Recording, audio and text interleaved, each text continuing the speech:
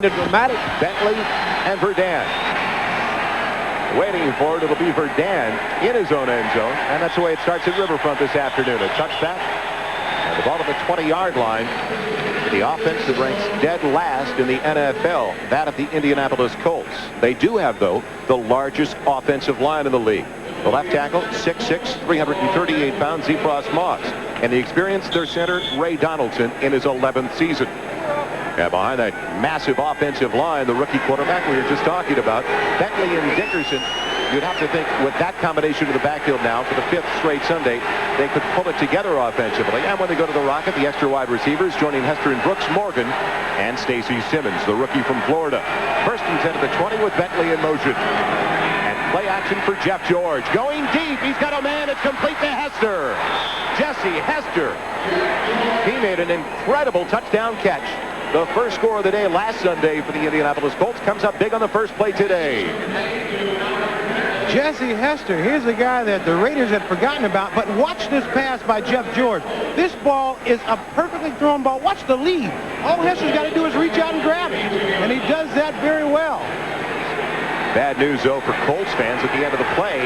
Hester came up limping. It looked like he may have turned an ankle. Leads the Colts in receiving yardage. And that made it his 34th catch of the season. First and 10 all the way to the 40 of the Bengals. So many thought coming in that the Colts would try to hammer it and keep it on the ground and keep the Colts or the Bengals offense off the field. What do they do on the first play? A curveball. A long pass from George.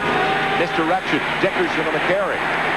Stacked up after a gain of about 3, close to 4. Let's look at the defensive alignment now for the Cincinnati Bengals, a group that has not seen a great deal of success this year.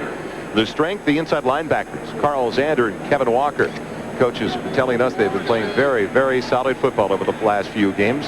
And in the secondary, the experience back there, Lewis Phillips, Barney Bussey subbing for the injured David Fulcher, who was on 4-week injured reserve. And when they go to their nickel, Buck, the extra pass rusher, and Jones and Dixon, the extra defensive backs.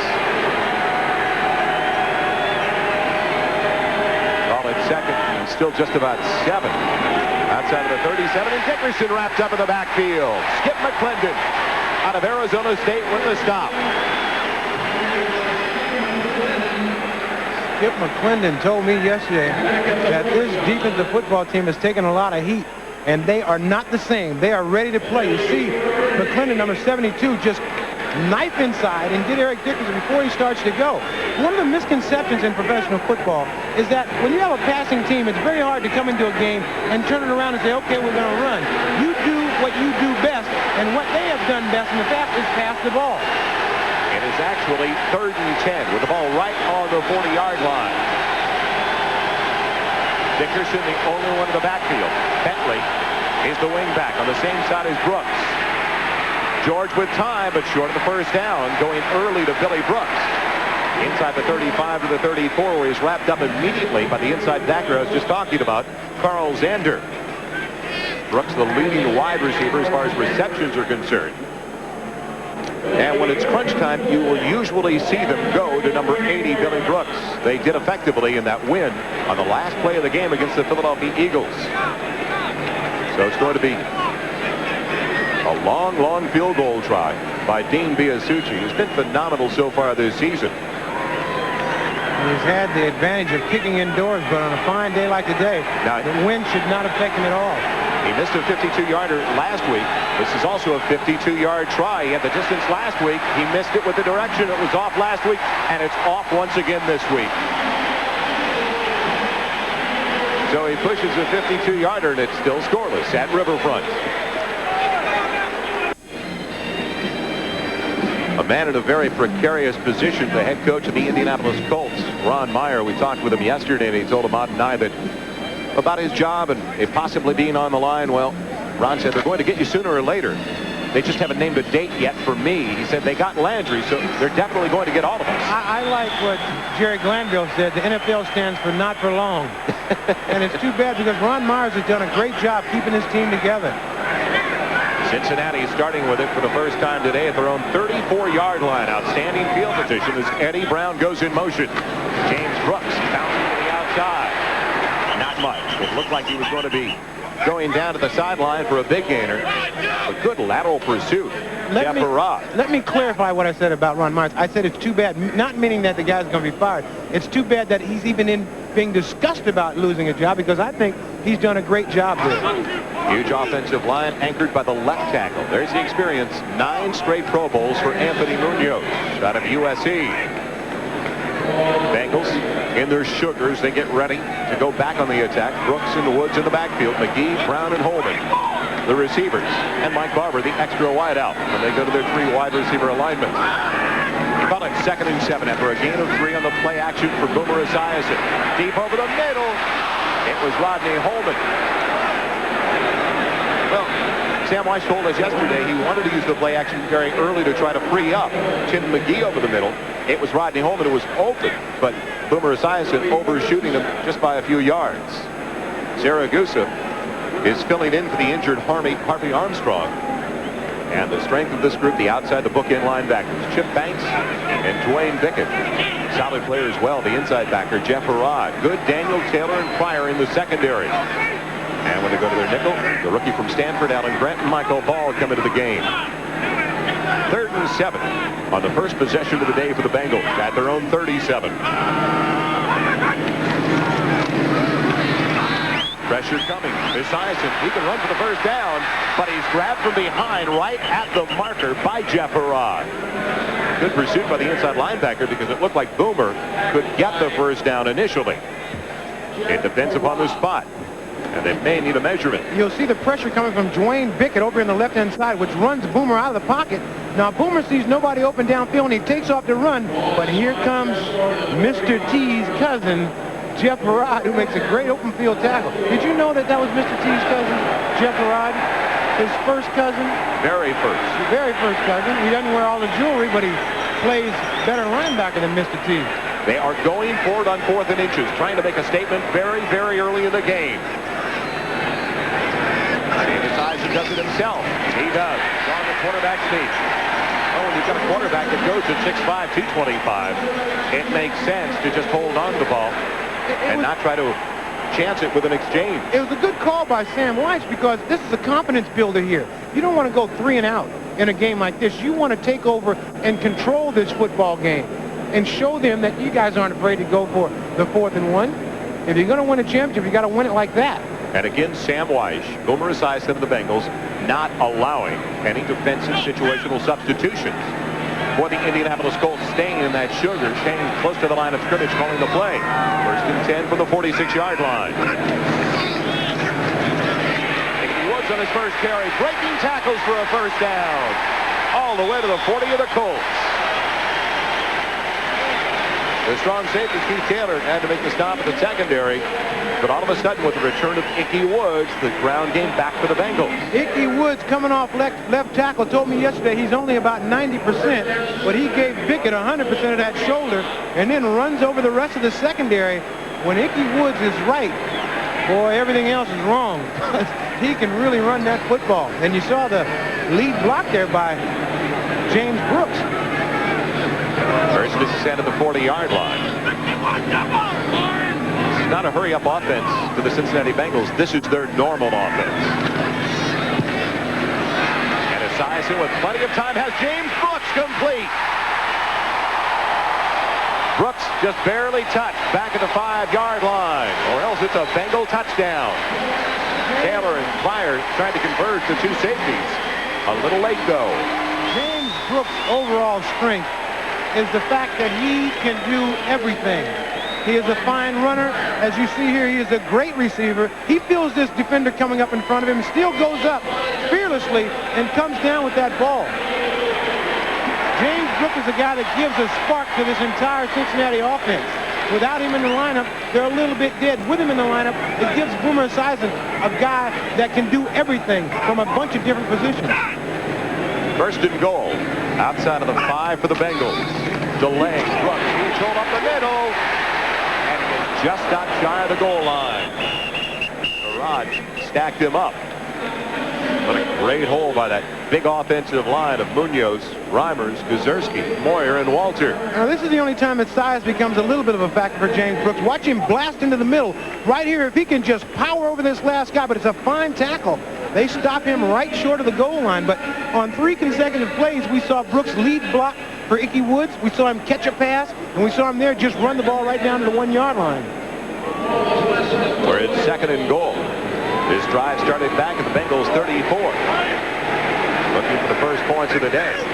It would be nothing new for the Indianapolis Colts to have to play catch-up. They have in 9 of their first 10 this year. Woods is over. Touchdown Bengals.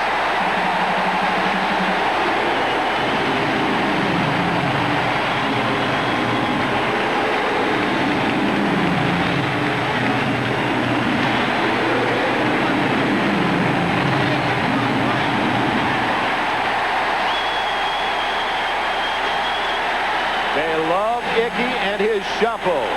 Here it comes.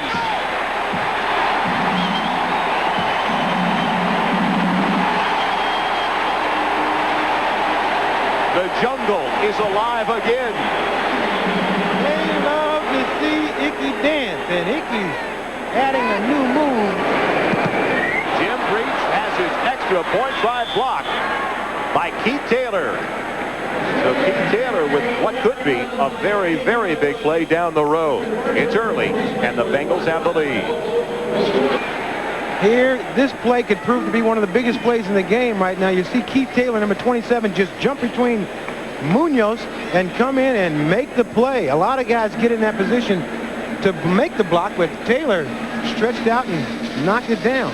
Now here's a look at Ickey Woods doing what he does best. When you get down close, you give that ball to that 230-pounder, and he just powers his way into the end zone.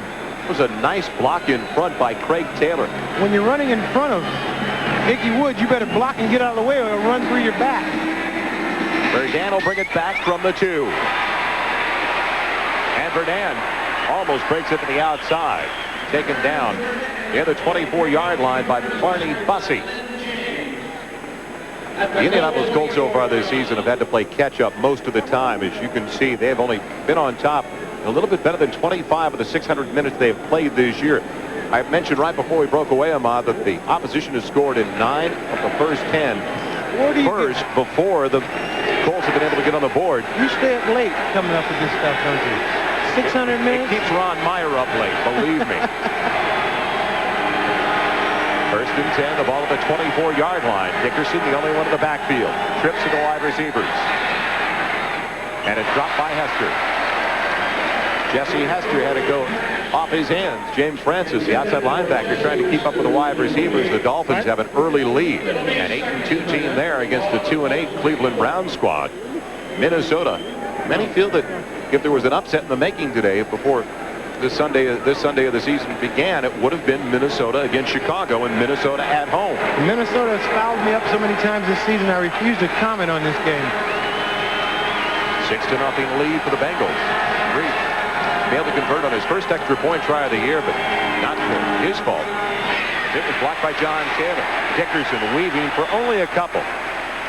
After the 26, stripped up by Carl Zander, the inside linebacker. Dickerson coming off his best game. This is his 5th since returning to the Colts lineup last week.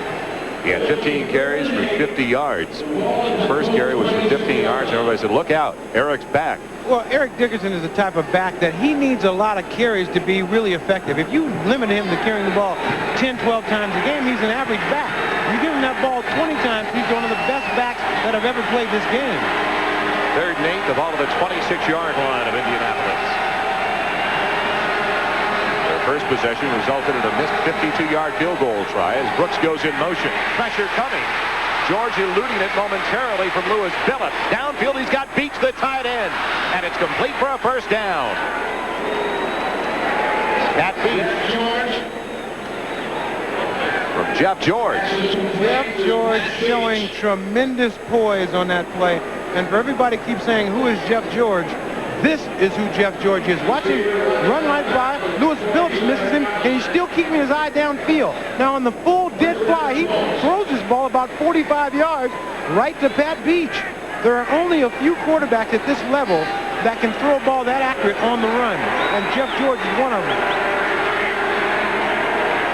first and 10 outside of the 46 for the Colts. Bentley in motion. Play action for George. Trying to buy some time. The dump off to Bentley. And he's got close to 6 on the reception. Kevin Walker taking him down. Albert Bentley. Most likely the most versatile player the Indianapolis Colts have. He's in his 6th year from Miami. He's a lot like James Brooks for the Bengals. He's the type of back that can do everything. He's an excellent runner, blocker, pass receiver. And Ron Meyer has tried to incorporate all the skills that he has into this offense. Now, when we look back at training camp, one of the reasons they weren't just a single running back situation because Eric Dickerson wasn't there. They had to work in an offense with what they had. They had Bentley, they had Jeff George. Second to short 5. Close to 4. Dickerson bobbling the pitch. Still turns the corner. Dives for the marker where he comes up a bit short in the first down.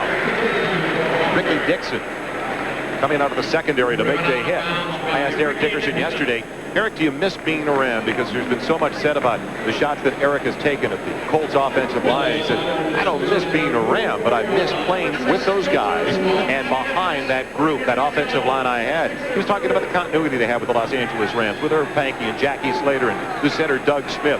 He said that's what they lack in Indianapolis more than anything else, that consistency and continuity. Well, any great offensive line has to play together for 5 or 6, 7 years, and they get better with age. So sometimes a running back has to deal with those growing pains. It's not healthy, but you got to do it sometimes. Third less than a yard. Dickerson with more than enough for the first down.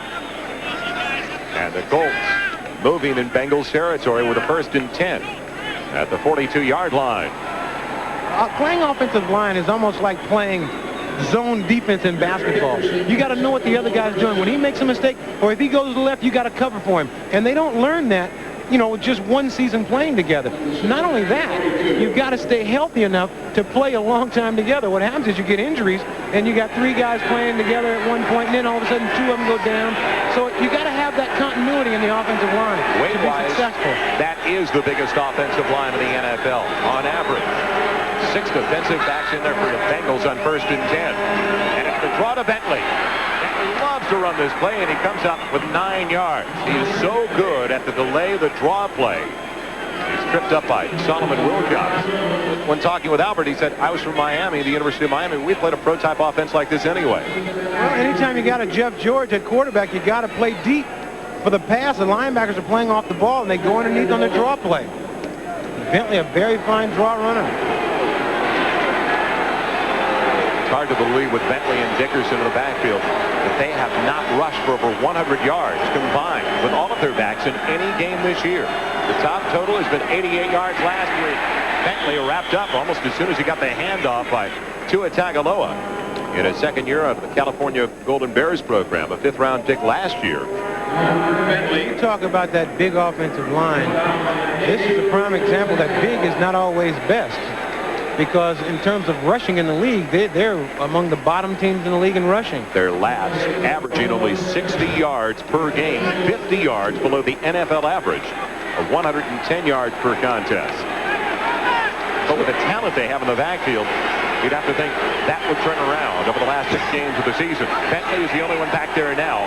4 wide receivers setting up for Jeff George as Hester goes in motion. George with time. The pocket holds up. Billy Brooks belted as he can't hang on to the 15. Mitchell Price, the rookie out of Tulane, with quite a lick on Billy Brooks. And what a find he has been. A 9th-round draft choice this year. This is the way you get your spurs here. Billy Brooks knows he's going to get popped in here in the middle. And Jeff George, with that strong arm, thinks he can put it anywhere. He puts this ball right down the middle. Brooks gets a chance at this ball and just cannot hold on to it. You got to catch that one. You're going to get hit anyway. That was perfect timing by the defensive back. Billy Brooks setting up over to the left side in the slot on 2nd and 10. The ball inside the 32. Delayed Bentley. Almost wrapped up in the backfield. He's breaking free, and he's got a first down inside the 20 to the 19-yard line. Price had to make the stop, but what a run by Bentley to get away from the tackle in the backfield. Well, the difference between Eric Dickerson and Bentley is that Bentley is a scat back type runner. You see him take the handoff here, gets out of one tackle. Now watch him go to work here. He just follows his blocking very well, just scrambles, and he's got that quick stop and start speed. Now, if you watch the blocking scheme here, they're trying to open it up in the middle. Here comes Bentley back inside. Great blocking there by the offensive line. And Bentley, fine running. Solomon Wilcox blitzing on the play. Almost had him in the backfield. Instead, 1st and 10 down to the 19-yard line. George with the design roll. Has all day to throw the ball. And it's off the hands of the intended receiver. Down around the 10, that was Jesse Hester. Lewis Phillips providing the coverage. Jesse Hester is Ron Meyer's choice for comeback player of the year. Well, he came back from quite a ways back. He was out of football last year. All the way out of the league. Now watch Jeff George. A lot of young quarterbacks with all this time will make a dumb decision. Jeff George looks all over the field, finds nobody to throw it to, and just fires a dart down to the side. He has tremendous composure as a quarterback. Never gets rattled. Productive drive so far. Down to the 19. We're at 2nd and 10. Bentley coming out of the backfield. George again has Hester. Touchdown Colts.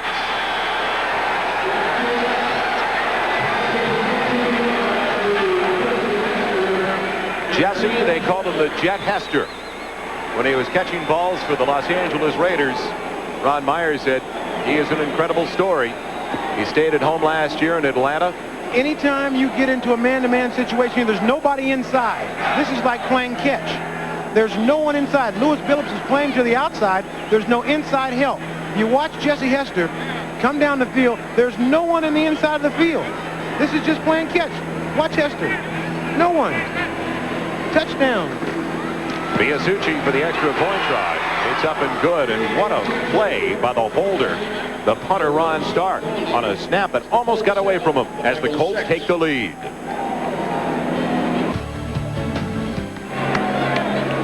For one of the few times this year, the Indianapolis Colts with a lead. Granted, it's only a 1-point lead, but they're on top of the Bengals 7-6. This is a cornerback's nightmare. Lewis Phillips playing the outside. That's why they call it being on an island. You have no help at all. You almost got to guess if the guy's going inside or outside, and whichever way you guess, he goes the other way.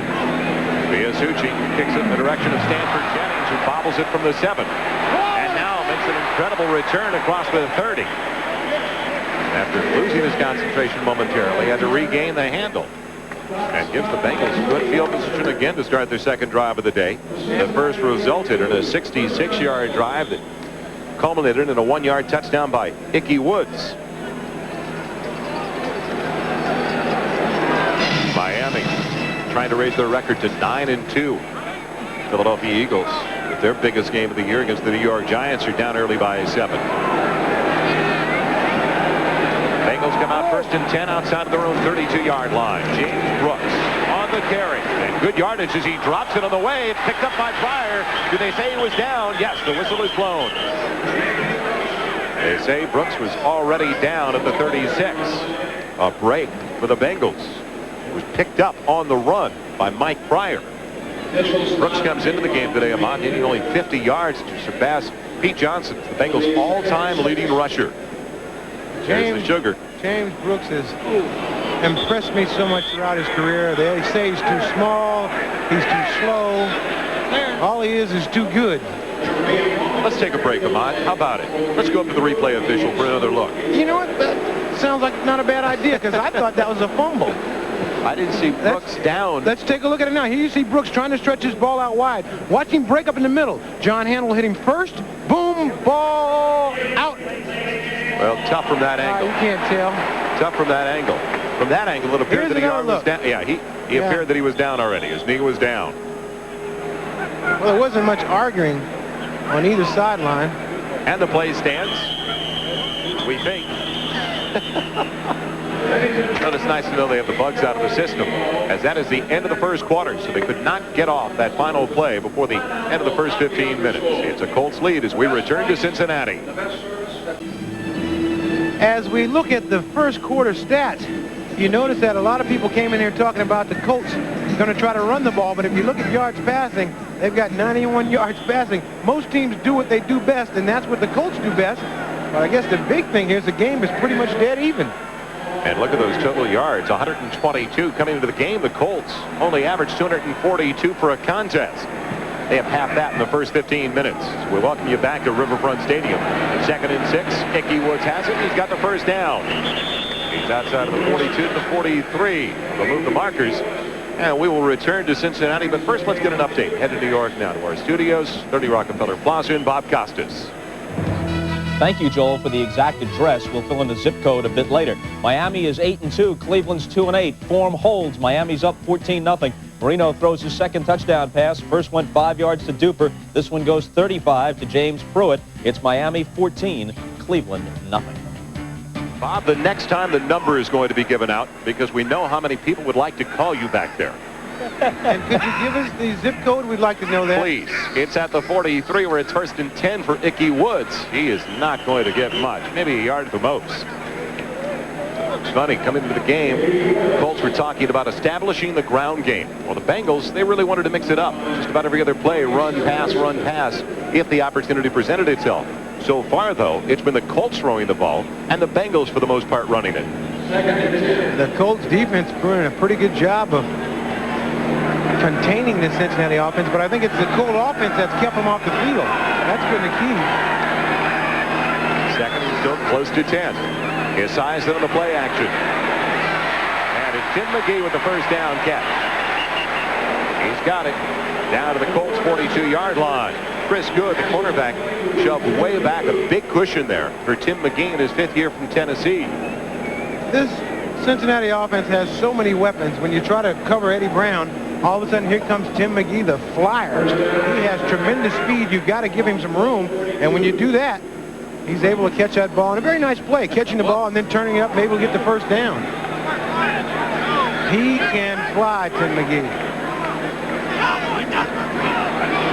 1st and 10, the 42. Doubling up. Caddis, the extra tight end in there. They've got 3 tight ends in the alignment now.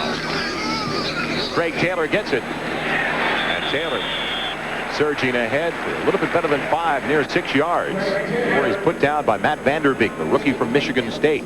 Craig Taylor saw a lot of time early in the year. And they were looking almost more to Taylor than James Brooks. But over the last 4 to 5 games, since the return of Ickey Woods, it's been that combination of Woods and Brooks once again. Craig Taylor is an excellent option because he's a strong, powerful back that can do all the things that the other 2 backs can do. And the key is Boomer Esiason. He uses his back so well. You know, he calls the majority of his plays at the line of scrimmage. Taylor again gets the goal and stays alive, getting close to the first down marker when it looked like he was going to go down to the 35. Got that extra effort to take it to the 33. Craig Taylor with good running ability here. Takes it off left tackle. You see Jeff Arad, number 54, trying to stay alive. He makes a nice hit on Taylor. Taylor able to stay up and still keeps fighting forward. Comes close to the first down. They say what Taylor lacks in speed that he makes up with in power. 3rd and short now. 3rd, a little bit better than a yard. Woods and Brooks, the combination once again in the backfield. The tight end goes in motion to the same side as Woods. Look at him go. He's on his way. Inside the 10. Is he in? No, out of bounds. Just outside of the 1. He was ready to dance. Ickey Woods saying, wait, man, let me dance.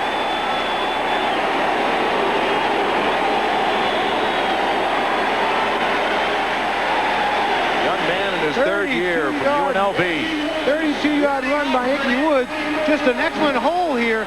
Just a wide open hole. Ickey Woods hits it going full speed. You talk about that knee not being 100%. I think any other time, Ickey Woods would have outran that man for the touchdown. Watch the excellent blocking on the left side of the line. Here comes Woods to a wide open hole and just takes off to the races. And he's pulled down by Chris Good. Right in the 1-yard line. Esiason throwing for Taylor off his fingertips. So it'll be 2nd and goal from the 1-yard line. Boomer just a little bit too soft on that ball, but he had to throw it that way just to make sure the ball wasn't intercepted. He threw it at a point where only Taylor had a chance to catch it. Boomer and the Bengals said it was a mental situation going into the Pittsburgh game. They rose to the occasion after 2 weeks of A lot of negative talk around Cincinnati after a disappointing loss at home to the New Orleans Saints. Now they have the momentum ready for the last 6. That drive of the last 6. Trying to take the lead over the Colts. It's Woods. He loses the ball. Still loose in the end zone.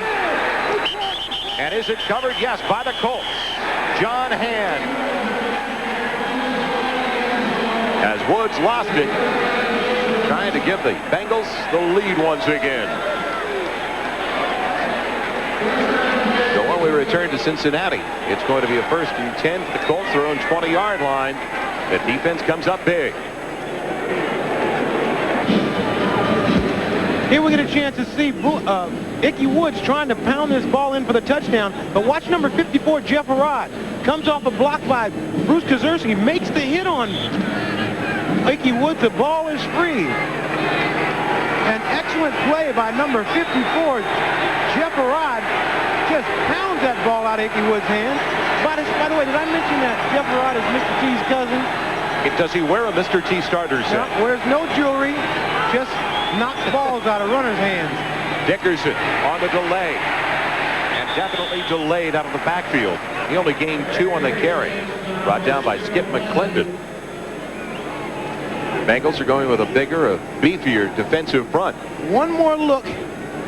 Ickey Woods trying to pound this ball into the end zone. Here comes Jeff Arad. Puts his helmet right on the ball. Knocks it loose. A great play by Mr. T's cousin. Whose cousin is he? Mr. T. I pity the fool. No shuffle this time for Ickey. 2nd and 8 for the Colts. Outside their own 22. Pocket holding up for George once again. Bentley wide open against Bussey. And he's got it for the 1st down across the 30 out of the 34. Ricky Dixon making the hit, but he was working the strong safety one-on-one, Barney Bussey. Albert Bentley is so important to this offense. He's able to get out there in the flat and give Jeff George an option to fire it out to him. Uses his hands well on that catch and gets a couple of extra yards before he's brought down by Ricky Dixon. Albert Bentley, 2 receptions, 15 yards. Always a dangerous man in that backfield. He stays back there with Eric Dickerson. From the 34, it's Dickerson cutting it back, finding some open field into the secondary. He goes.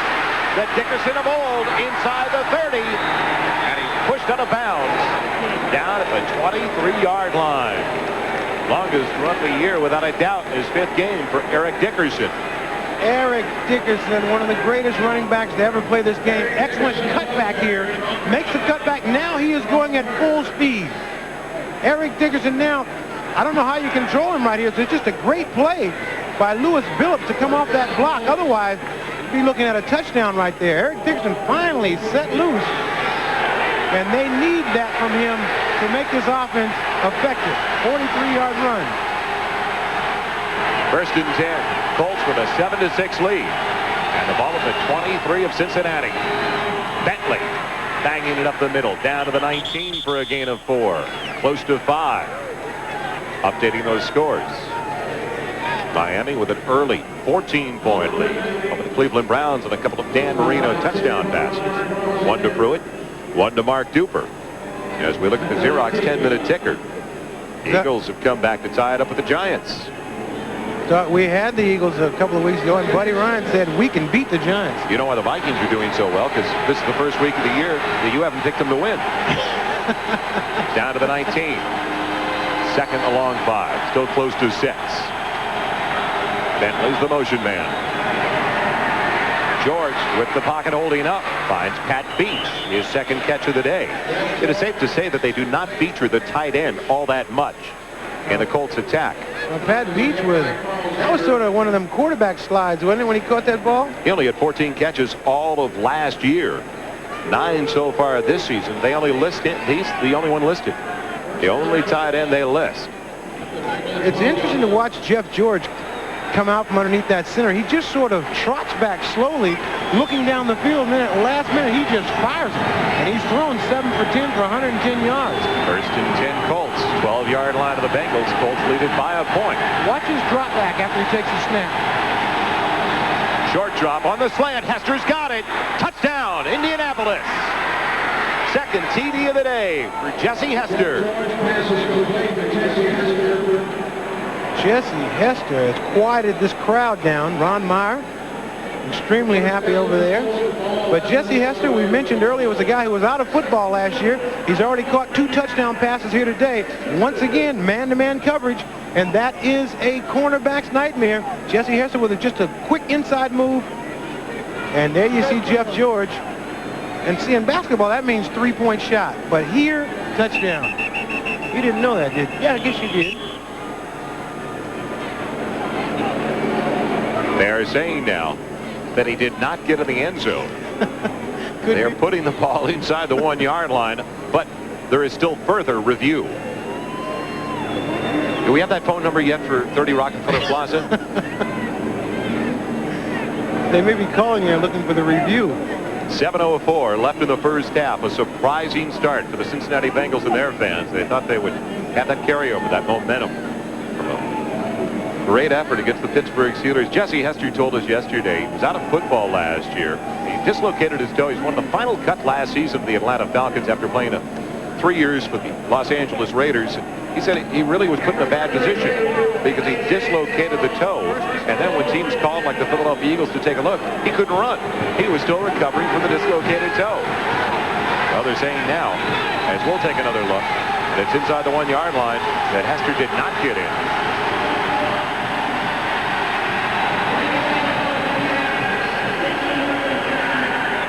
George and the Colts ready inside the 1 where it's first and goal. Joe Hunter is setting up in front of Eric Dickerson. Dickerson airborne. Did he get in? No.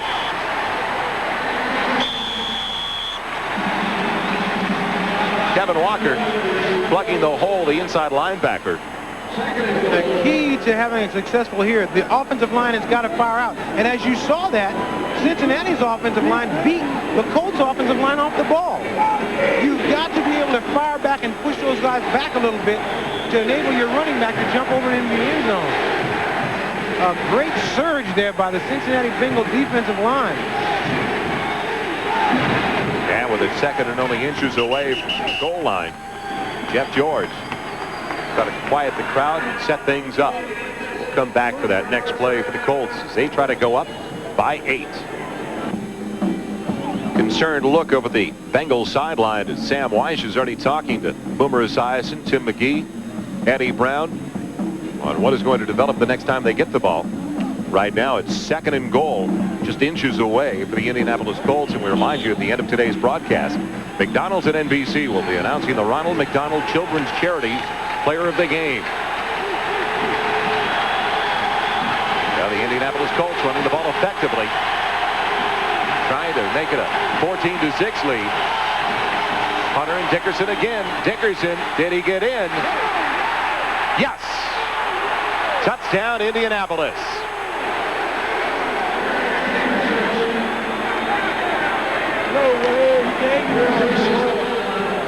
Had to do a double take because the Bengals looked like they were celebrating a little there. Bernard Clark is still celebrating. Maybe he didn't see the hands go up. You see Dickerson making a nice cut inside, just lowers his head, and yeah, it's a touchdown.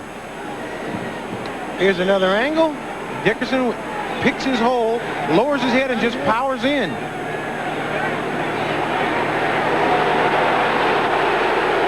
Biasucci in for the extra point on the hold of Ron Stark. And a shocking development in the early going as the 6-4 Bengals find themselves down by 8 to the 4-6 Colts. This Colt team has played the Cincinnati Bengals extremely strong, Joe. We talked at the top of the show about this is a tough football team here. They think they can beat the Bengals.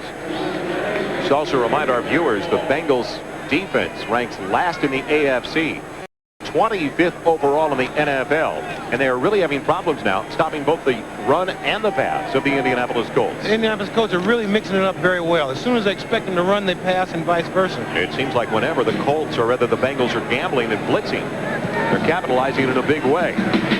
Stanford Jennings will bring it back, yes, from his own goal line. After a moment of indecision, breaking the tackle to the 21-yard line. Ralph Jarvis, the reserve defensive end out of Temple, making special teams hit. More scores around the NFL. Now a 20-point lead for Miami. And look at Minnesota. How about those Vikings, huh? 20-0. Trying to hand the Bears onto their second loss of the season. Brooks and Woods in the backfield. McGee and Brown the wideouts. Esiason comes out for his third drive of the day. Play action for Boomer. Plenty of time and a wide open Tim McGee. He's all the way into Colts territory to the 46-yard line. Eugene McDaniel knocking him out of bounds. This play is a play that Cincinnati has run as well as anybody. What they do is they run Eddie Brown straight down the field to clear it out. You see him at the top of the screen. Then they bring Tim McGee underneath. There's nobody there. You got to credit Eddie Brown for clearing that entire area out. That's one of those buddy passes. He knows he's not going to get the ball, but his job is to clear out the middle. Great protection by the offensive line, giving Esiason time to throw that deep ball. 1st and 10 outside of the 46 of Indianapolis. Esiason over the middle. Brooks has it. The deception, the play action of Boomer Esiason has to freeze those linebackers as well as some of the defensive linemen. Sam Weiss was telling us yesterday they work on it in training camp for hours upon hours. Boomer is so dedicated. A few minutes each day as well. He said it's all angles, Ahmad, the way Boomer works with it. He's a magician, and it's on Boomer. All quarterbacks do it, but some do it better than others, and Boomer does it better than anybody in football. It's hard to tell where that ball's going. Counter to Brooks. Well diagnosed by the Indianapolis defense. On 2nd and 6, maybe a yard, bringing up 3rd and 5. John Hand to recover the fumble in the end zone for the touchback. The first one into the stop. And John Hand just turned everything inside. Great play. John Hand is not a very small fella. He was over there and just turned everything the other way. John Hand is 6'7", 300 pounds. 3rd and 5. The ball outside of the 42. Critical 3rd down with the Bengals already down by 8. And 4.5 minutes left in the first half. 2 tight end set. Esiason. What a grab. That's the wide receiver, Eddie Brown. A great catch, but 4th short. He is short. Once again, Esiason looking for Eddie Brown the entire time, just dumps it over the middle. It's a play that if the ball would have let him just a little bit, he would have been able to run for the first down. But now Sam Weiss has got to make a decision as we look at Eddie Brown, 32 receptions, 521 yards. And Sam Weiss, for a moment there, thought about going for it, but here comes the punting team. You just don't want to let the Colts gain any momentum. How soon they forget a 27-3 victory last Sunday over the Steelers. Boos coming out of the crowd here at Riverfront on a decision to punt the ball away. In this league, victories don't last for long. Mike Pryor waiting for the punt. Lee Johnson. And it'll be a delay of game call coming up.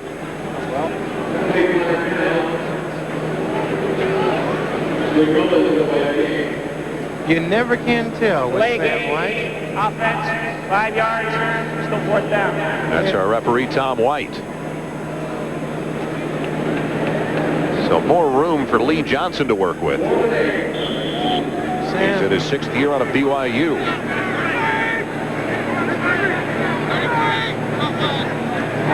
Mike Pryor standing back at the 10.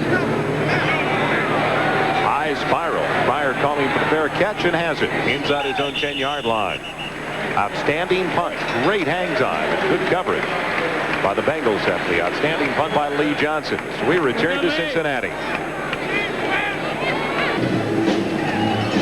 Don't forget to stay tuned to NBC Sports for more great football coming up next. Most of you will see a battle for first place in the AFC West when the 6-4 Kansas City Chiefs take on Bo Jackson, the 7-3 LA Raiders. Others will see the Steelers and the New York Jets. So check your local listings for the game in your area. Colts have it. They've also got an 8-point lead. They're starting with it at their own 8-yard line. Dickerson trying to cut it back, takes it to the 10-yard line for only 2.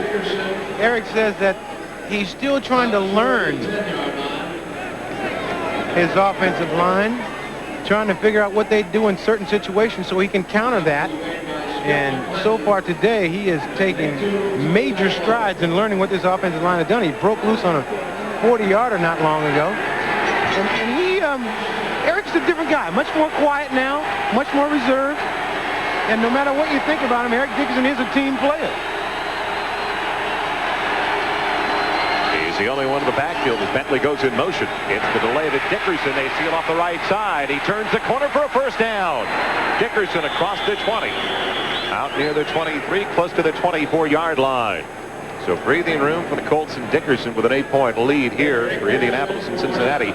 We head to New York, still looking for that phone number to Bob Costas. I've got it. You know, I thought you wanted the zip code, which is 10112, if you want to drop me a card, Joel. Meanwhile, you'll have to send a get well card to the Browns. They're trailing 20-0, about to drop to 2-9. That's Sammy Smith going over from 4 yards out. Earlier, Marino threw a couple of touchdown passes. Miami missed their last extra point, but they lead 20-0. Belated happy Thanksgiving to you, Bob. 1st and 10. Dickerson again, a huge hole up the middle across the 30. Out to the 32 for a gain of 8. Eric Dickerson, a lot of study time on learning those offensive line habits, because he is starting to turn it on right here. And once this guy gets hot, he gets the hot hand, I'm sure Ron Meyer will keep feeding him the ball. I mentioned earlier that the Colts were going to come in here and do what they do best, and that's pass the ball, but everything has changed. Indianapolis Colts, worst in the NFL at running it, averaging only 60 a game over the first 10 weeks. Today, already 107. We've reached the 2-minute warning.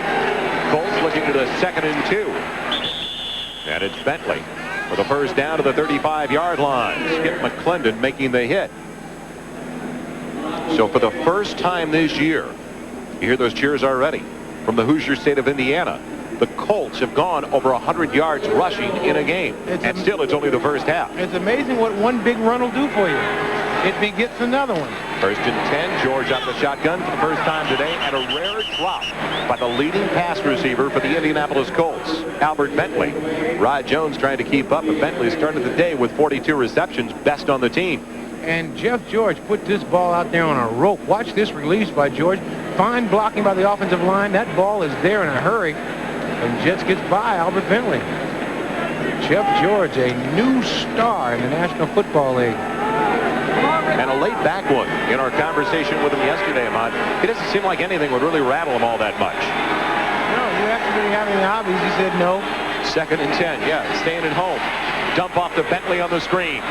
Bentley with blocking in front has another first down for Indianapolis. Across the 45, out to the 48-yard line. It's hit from behind by David Grant. There are certain guys that are born to be quarterbacks, and Jeff George appeared to be one of those kind of guys. We talked to him yesterday. Like you said, he wasn't rattled about anything. He's just enjoying throwing the football and playing quarterback. Well, the screen worked to the left. Let's try the screen to the right. Dickerson fell down, though. It falls incomplete, stopping the clock with 64 seconds left in the first half. Dickerson was tripped up by his own man, Brian Baldinger, who showed us his college education yesterday. When we were talking to him, we asked him about Eric Dickerson coming back on the team, and he said he didn't think that there was any vitriolic feelings towards Eric Dickerson, which I still don't know what that means at this point. I thought you went out last night and bought that dictionary. Baldinger is in his 8th year from where else but Duke. Bentley, the motion man on 2nd and 10 from the 48, delayed to Dickerson. Cutting it back, steps out of the tackle and has the first down and then some. Dickerson deep in Bengal territory, all the way to the 20-yard line. Eric Dickerson is such a beauty to watch. You watch him take this delayed handoff, fakes to the left, and now he is off to the races. Watch him miss this tackle here. Barely missed his stride, and now he is off. He is just a gorgeous runner. Dickerson is now over the century mark. So for 100-yard rushing games, he is second on the all-time list now. Behind Walter Payton. He was in a tie with Jimmy Brown. 13 carries for 112 yards. Not bad company. First and 10, the Bengals 20. Plenty of time. 55 seconds left in the half. It's deflected and falls incomplete. It looked like it may have been David Grant, the nose tackle, putting the pressure on up the middle. Jeff George just trying to drop a little pass over the top to Albert Bentley. But you watch Grant come powering up the middle. Watch George just try to drop it over the middle. Gets that hand up. And those are the big plays that defensive linemen can make by knocking that ball up in the air. A lot of times you come up with an interception. David Grant, his third year from West Virginia. Hampered by injuries most of last season. He has added much needed depth on the defensive front this year for the Bengals. Second and 10. Still to the 20-yard line.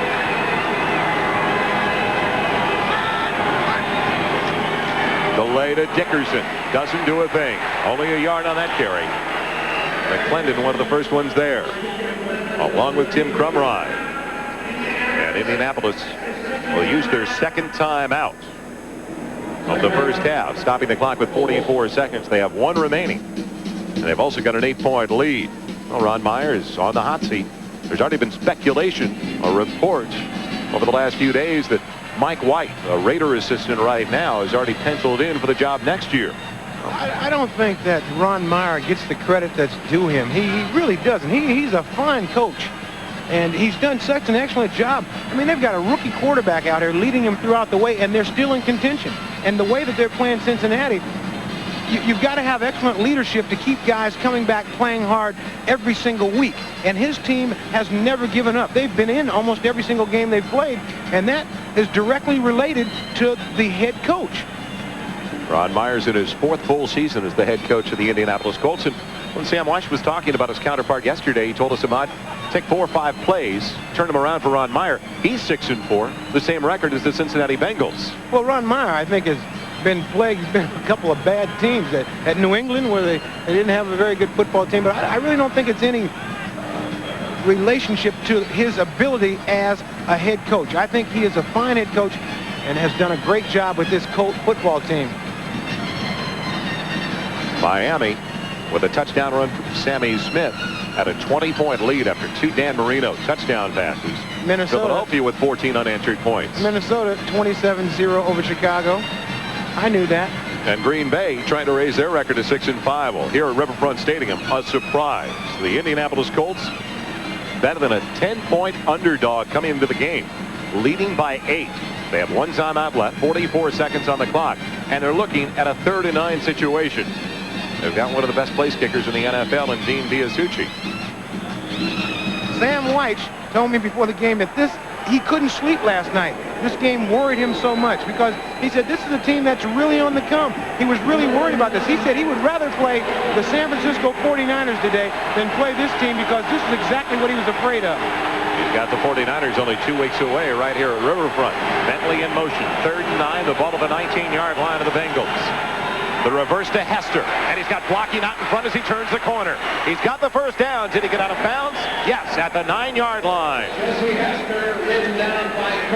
Well executed play, a deceptive one for the Indianapolis Colts. Watch the right of your screen. You'll see Skip McClendon, number 72, pursuing this play, and watch Hester go right by him. It was an excellent play, very well executed, and a great call by the Indianapolis Colts. They want a touchdown. They don't want 3 points. First and goal at the 9. Under 40 seconds left in the first 30 minutes of play. Bentley, the wing back on the right side with Hester going in motion. George in trouble. David Grant.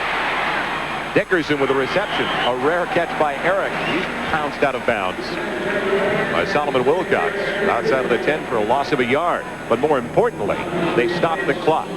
Eric Dickerson not noted for his receiving ability, but I've found over the years that if any great athlete can do anything, you got to give him enough chances at it.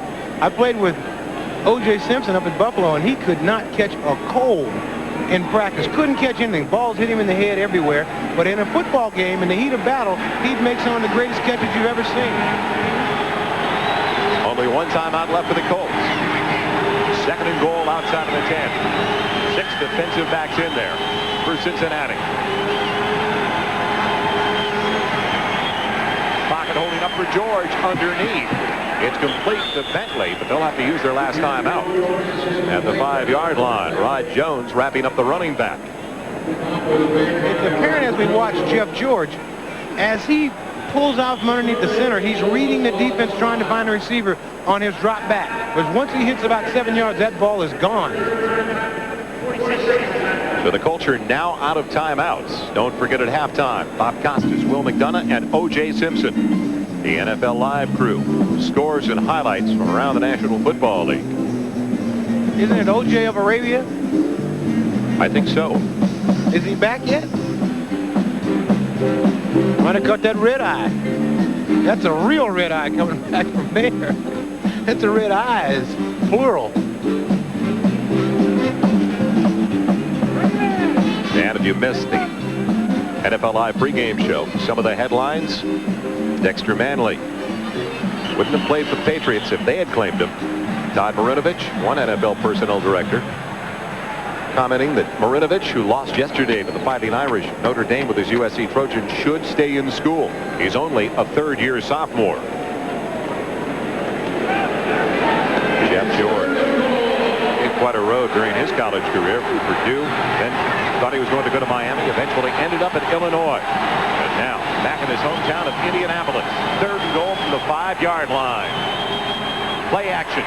George with all day to throw the ball. Has Dickerson on the opposite side and throws the ball away. David Grant finally getting to the quarterback, but he had ample time. And Dickerson, if he looked back the other way, was wide open. Jeff George has another option, and that is to run the ball. This particular time, he has a lot of time here, but there's nobody in front of him here. I think he maybe should have took off running. I'm sure. So Biasucci is 10 of 15 in field goal attempts this year. He missed a 52-yarder on the first possession of the day for the Colts. Will now try a 22-yarder. And it's perfect. So the Indianapolis Colts, with still 1 tick left on the first half clock, have now taken an 11-point lead over the surprise Cincinnati Bengals. And the biggest fans of the Indianapolis Colts today, besides their own back in the Hoosier State, well, it's got to be the Pittsburgh Steelers, who will play later on this afternoon. The second half of our doubleheader, one of the 2 games you might be able to see, taking on the New York Jets. Don't forget the second half of that doubleheader. Most of you will see the battle for first place in the AFC West. Kansas City Chiefs and the LA Raiders at the LA Coliseum. I would give anything to be a fly on the wall in that halftime locker room when Sam White goes to work on these boys in just a couple of seconds, because the Bengals have just been flat, coupled with the fact that the Colts have played very well. I'm sure that Sam is going to converse with his team at halftime and tell them how important it is to come out and play better. And it'll be interesting to see if the Colts realize that in order to win a game, you have to have half-to-half improvement. It's not enough to just go in with this lead. They've got to come out and play better than they played in the first half. That's the mark of learning how to win. Ron Meyer has beaten a couple of teams in the last moment, so I guarantee you he's not comfortable right now with this lead. Well, it'll be interesting, Ahmad, in the second half to see how they respond to holding on to a lead, trying to protect a lead. It's been so rare this year for the Indianapolis Colts. It's taken by one of the up men, reserve tight end Jim Riggs. That is the end of the first half. Eric Dickerson told us that he's trying to learn the moves of his offensive line, and so far the first half, I'd give him an A. He has learned their moves very well. 290 yards, Ahmad, of total offense for the Indianapolis Colts. They come in over the first 10 weeks of the season, averaging only 240 yards for a contest. So 50 yards above their seasonal average in 30 minutes of play. You see those possessions for the Indianapolis Colts. They missed the 52-yard field goal on their first drive. Then they got the touchdown. Jesse Hester, another touchdown on a 1-yard run by Eric Dickerson, and the field goal.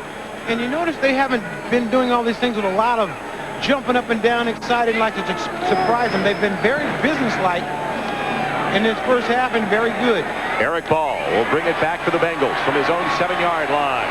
Ball finds a seam. There goes Ball. Great return across the 45. And maybe that's the spark they needed. Let's see if they got it from the second-year man from UCLA. He was an integral part of the offensive attack last year due to the injury to Ickey Woods. Has not been heard from that much this season. Eric Ball just picking a hole and then turning it on once he gets up in the seam. Good blocking all around by the Cincinnati Bengals, and a lot of times a big return like this can really get your offense fired up. They've got excellent field position. Eric Ball, UCLA. They're at the 45. Brown going in motion. James Brooks spinning out of the first tackle. The tackle of Sam Clancy. Gets close to 3. He's wrapped up by Jeff Harrod. So it'll bring up 2nd and 7.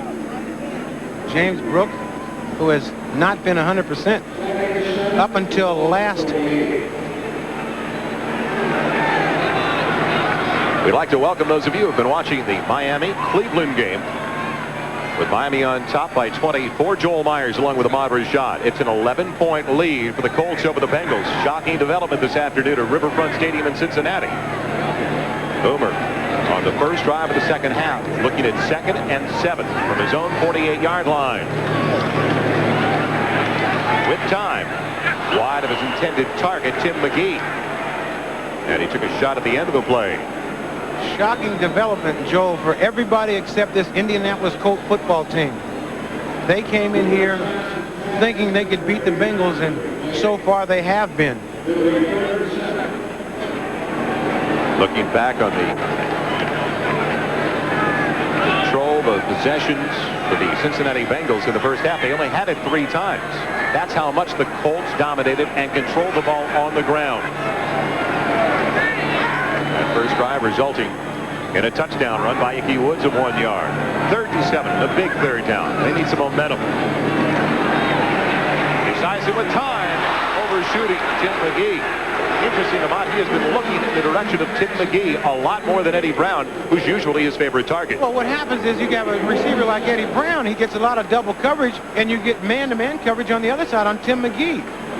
You watch Boomer Esiason here looking for Tim McGee the entire time, and he just tries to fire it in there, and it just gets through Tim McGee's hands. When you try to get something going, somebody has to make a big play. That was exceptional coverage by Chris Good, his 4th year from Alabama. Lee Johnson, a 37-yarder, in his only punt of the first half. Punting it to the top punt returner in the NFL, Clarence Verdun. And he'll take him right out of it as it's into the end zone for a touchback. Clarence Verdun is a guy that Lee certainly doesn't want to kick the ball to, because Verdun is just Mr. Excitement and probably the best punt returner in the American Conference. So the disappointment has to continue on the other sideline, as Clarence Verdun has had 3 punt returns of better than 30 yards over the last 2 weeks. But just think what just occurred, and we may look back upon it as another blown opportunity without a doubt, as the Bengals had the ball after the great return by Eric Ball at their own 45-yard line, and that drive resulted in 3 snaps and a punt. Well, the Colts are gaining not only momentum but gaining confidence as this game goes on. Play action. George, with the pocket collapsing, has Billy Brooks. And Brooks breaks out of the tackle, getting a block downfield. Brooks is on his way. Barney Bussey trying to get him from behind, make that Lewis Phillips, and he does, inside the 5.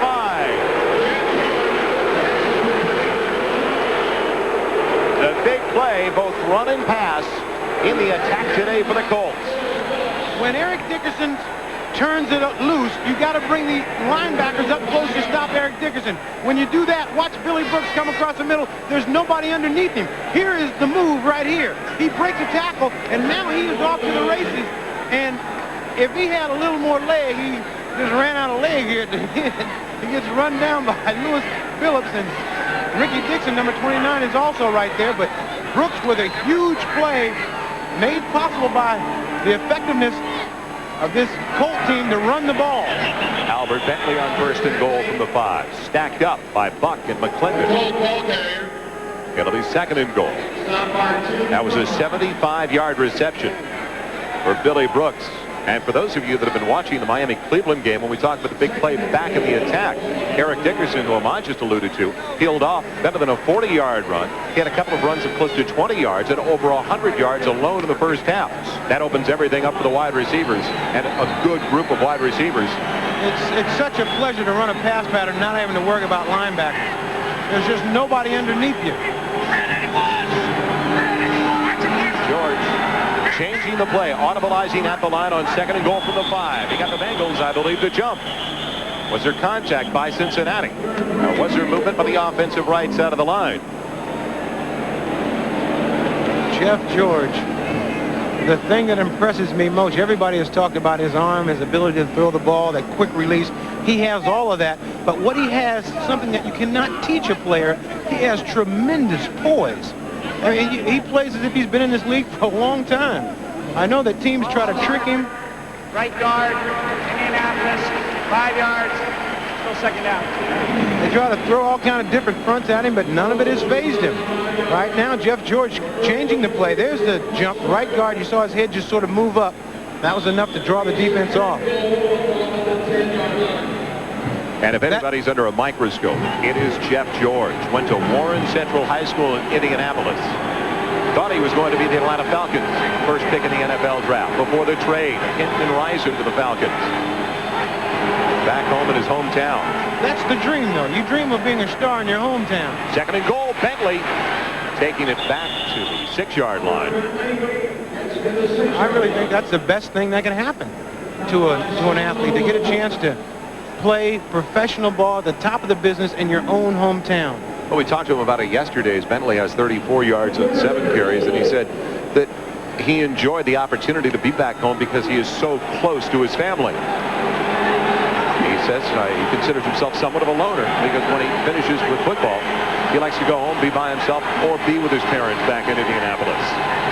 Third and goal from the 6-yard line. Hester going in motion. Pocket holding up for Jeff George over the middle, wide open, touchdown Billy Brooks. He had all day in the pocket.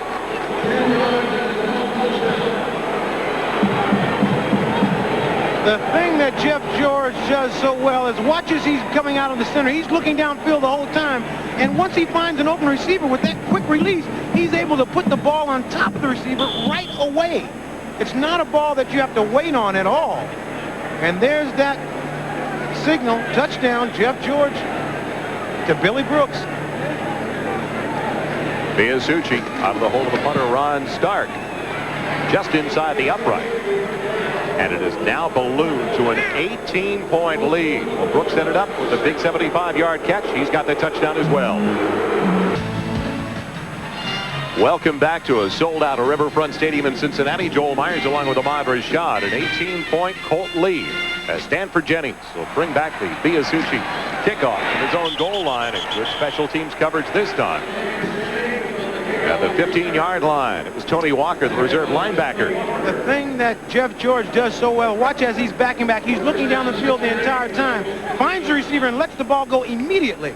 He's not the type of quarterback that has to set, get his feet together, get his body turned. He can throw no matter how his feet are set. He's able to deliver that ball right away. Therefore, you don't have to be so open, even though Billy Brooks was wide open. First and 10 from the 15. Play action for his size and pressure coming. Goes to Rodney Holman. Taylor was on his back. Holman wanted a flag. He did not get it. Keith Taylor, the younger brother of the San Francisco 49ers wide receiver, John Taylor. And Keith Taylor goes through Rodney Holman to knock this ball away. A fine defensive play. A very close call, but a good play by the defender. Pressured. Boomer Esiason was pressured in the pocket, hung in there, and still delivered it. But they've been getting themselves in 3rd and long all day. Two tight ends set. Caps the other tight end in motion. Esiason loses the ball. It's knocked away. Dwayne Bickett's got it. Bickett of the recovery. It was knocked away by Siragusa. And the Colts have it back. Boomer Esiason trying to wait on a receiver to get open downfield. Just had the ball batted away, and then the defender held him so he couldn't make the recovery. Here you see Boomer backing up, looking downfield, trying to find a receiver. Tries to move up in the pocket. Now the ball is batted away. And see the defender hold Esiason so he can't get to it. And Bickett shows why he plays linebacker rather than running back. He can't advance the ball, but it was a good recovery. Ball was knocked away by Tony Siragusa. He is subbing for the injured Harvey Armstrong. The best part of the play is he held Boomer so he couldn't recover. Bentley in motion on 1st and 10 from the 11. Delay to Dickerson. Big hole over the right side. Dickerson close to the 5. Dickerson had 112 yards on the ground at halftime. 6-yard line. Dickerson is one of those backs that every time he touches the ball, you think he may go all the way. There's only a few of them that have ever played in the National Football League that just create that excitement inside that every time they carry that ball, you think he may break it. He may go for the long one each time. It might be a 2-yarder or an 8-yarder, but you still think he may break it for the long one. Ball at 2nd and 5 from the 6. 9:38 left in the 3rd. An 18-point Indianapolis lead. The timing pattern to the corner. Stanley Morgan, touchdown Indianapolis. 6 yards for Jesse Hester. And a goal touchdown.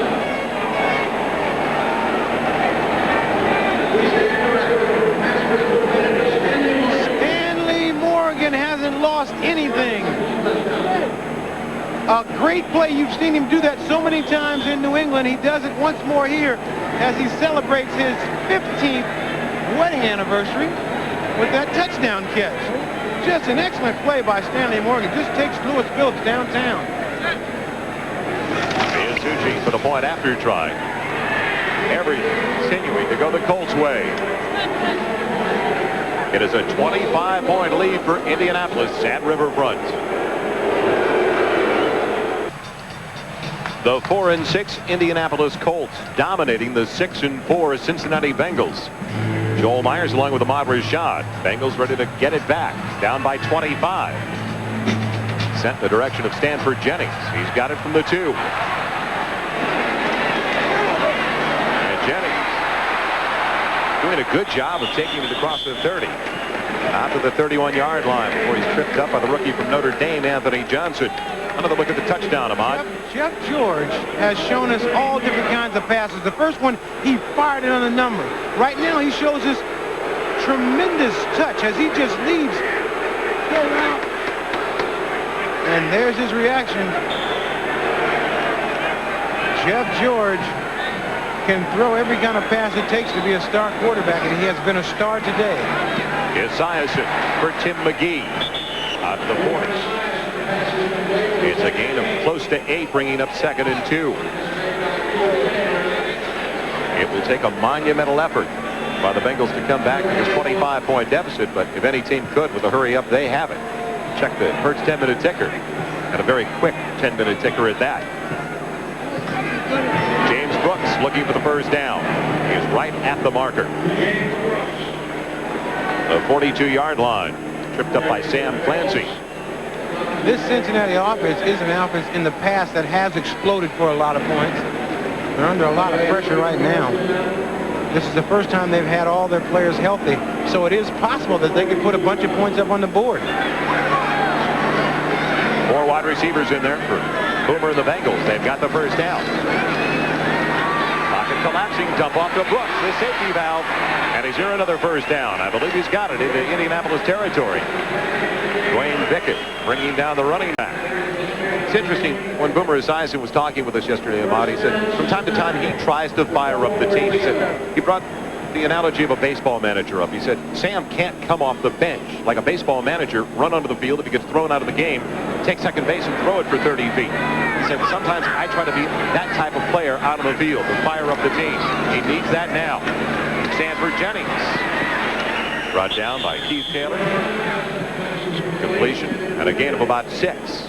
This veteran football team has to be able to self-start itself. They cannot expect one guy to get them fired up every single time out. They have been there before. They've been in all these situations. They've got to just dig down, and each one of them play better. Mike Barber in motion. James Brooks with a huge haul and a first down to the 25.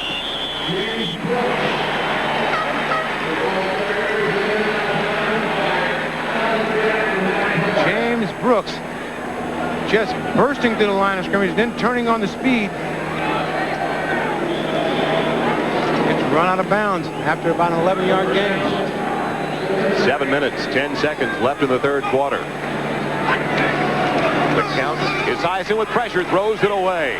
He was buried by Michael Ball, the defensive back who was blitzing on the play. And that was Boomer's man. On a blitz, there's always one man free. And that man happened to be Ball, and Boomer knew it and got rid of the ball. Great play by Eisen. A lot of quarterbacks would have just held that ball and took the sack.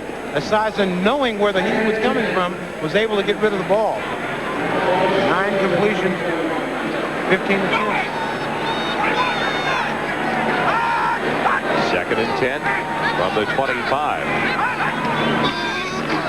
Inside handoff, same play. Brooks has it. They trapped it inside, and he's right at the first down marker near the 15-yard line. Pryor and Banks elaborating on the stop.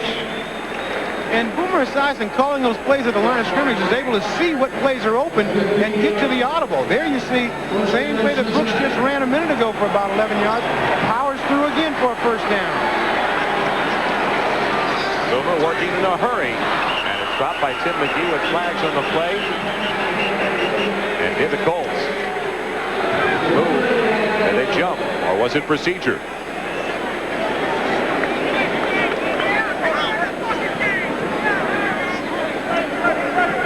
Procedure against Cincinnati.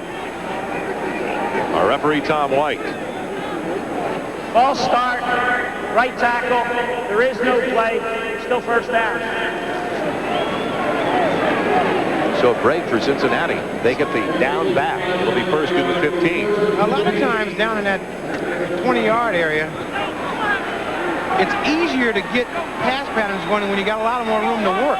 So I don't think this 5-yard penalty is going to affect Cincinnati much at all. It might even help them because it gives them more room to work into the end zone. Brooks.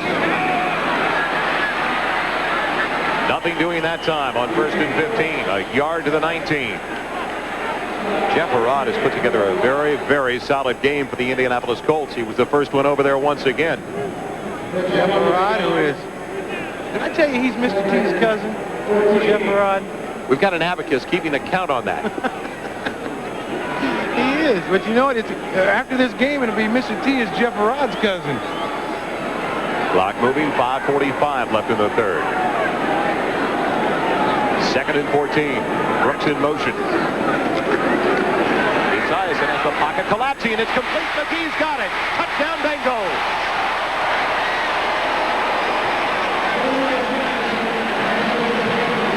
There is a flag down. And it is in the wrong area of the field for the Cincinnati Bengals. It's obviously a holding call. The celebration is a short one. Holding, 64 offense, 10 yards, still second down.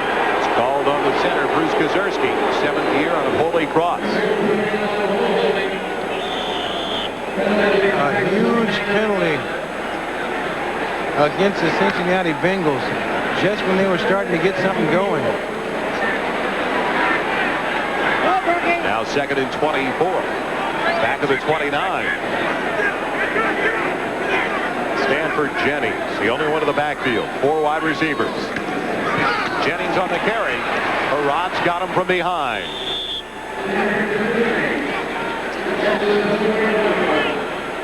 Jeff Harrod having an excellent football game here today. He says that when he plays a good game, he can't sleep at night. When he plays a bad game, he can't sleep at night. So obviously he's playing here on no sleep.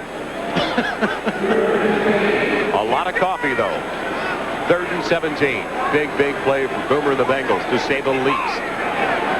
Off the 21 of the Colts. Changes the play at the line of scrimmage. Jennings moving in the backfield. They weren't set, though. Over the head of Barber, who was wide open. Tough day for Boomer. And a tougher one for Cincinnati. They had a chance on this play. If Boomer could have brought the ball down a little bit, Barber could have caught it. He had a little bit of running room and a blocker in front of him. Just overthrown there. If you look down front, he had a chance to turn that ball up. Down by 25, they go for it on 4th and 16 from the 21. They have no alternative.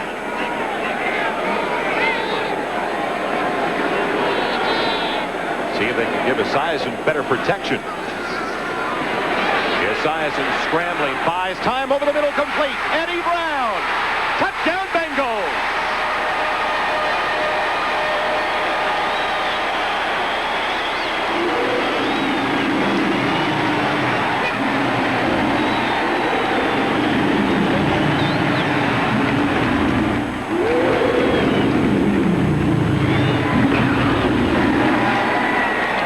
On 4th and 16. They go to their money man, Eddie Brown. It was a clutch catch by Eddie Brown. Knowing that it was the only shot they had. He comes over the middle, makes the catch, and a great run after the catch to get into the end zone. Breach kicks the extra point through. So the Bengals are still breathing in the jungle, but just barely. Huge plays of this game. Boomer Esiason looking for Eddie Brown the entire time. Moves up in the pocket, finds Brown. Now, the play is Brown breaking these tackles. There's 1, there's 2, there's 3 tackles that he broke, and then he dives into the end zone. A great play by Eddie Brown. Lee Johnson and the Bengals showing the onside alignment.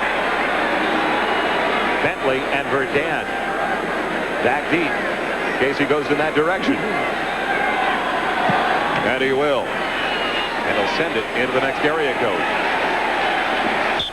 So the Colts will have it 1st and 10 at the 20-yard line as we update you on scores around the NFL.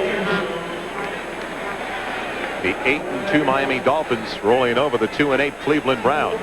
Philadelphia by 4. Look at Minnesota Vikings. So we look at the Hertz 10-minute ticker. 41-3. Those Vikings over the Bears. Green Bay trying to go for the 500 mark for the first time this year. An 11-point advantage over Tampa Bay. And here at Riverfront Stadium, an 18-point Colt lead. 4.5 left in the 3rd.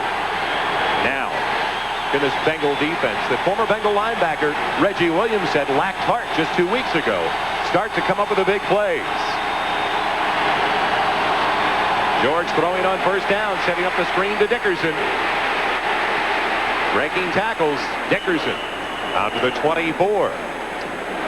It looked like James Francis, their first-round draft choice out of Baylor, was going to have him right after he caught the ball. Great job by Dickerson. I mentioned earlier, Dickerson is one of these great running backs that you never know when he's through.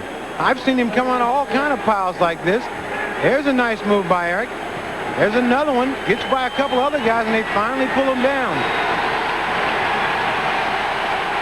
Eric Dickerson having a fine afternoon here. 2nd and 6.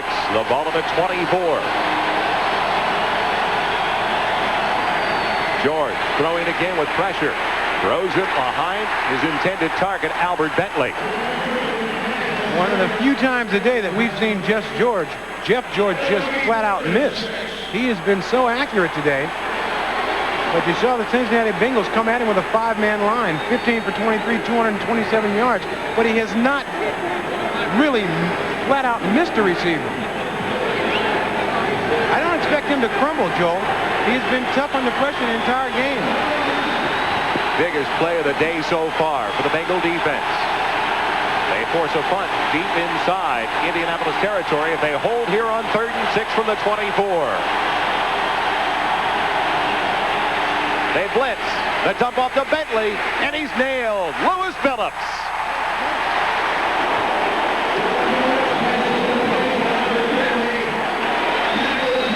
Well, the Cincinnati defense coming into the game ranked last in the AFC, 25th overall in the NFL. And until that possession, they were playing like it.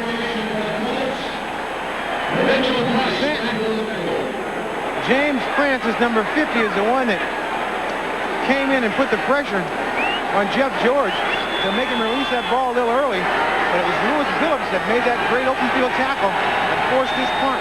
Ron Stark, second in the NFL to Sean Landeta. Sends out a high spiral to Mitchell Price, the rookie from Tulane. Price still on his feet. A great return by Price into Indianapolis territory. And it was the punter who finally had to make the hit, Ron Stark. The Bengals have it back in Colts territory when we return to Riverfront Stadium.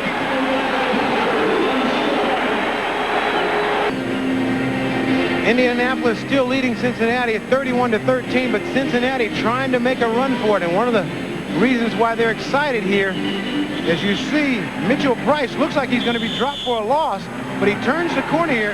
Great balance, keeps moving forward, and almost breaks this one all the way. He's tackled by Ron Stark. It saved a touchdown run, and now Cincinnati feels like they got a little momentum going. They need a lot of momentum. Bengals start their first drive of the day in Colts territory at the 44. Pocket holds up for Esiason. Has Eddie Brown. Look at him go. He's to the 20-yard line. Ahmad, I love what he does after he catches the ball.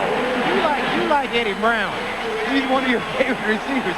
He is such a strong runner after he catches the ball. That's the key. Most of the players in National Football League can catch, but Eddie Brown here shows this is the difference between just catching and being an all-pro, as he makes a great move there and runs and picks up another 10 yards. He is a tough man to bring down after he catches that ball. 2 minutes and 15 seconds left in the third. Play action for Esiason. He's the best in the business at it. Downfield it goes. Behind his intended receiver at the 10-yard line. He was looking for Tim McGee.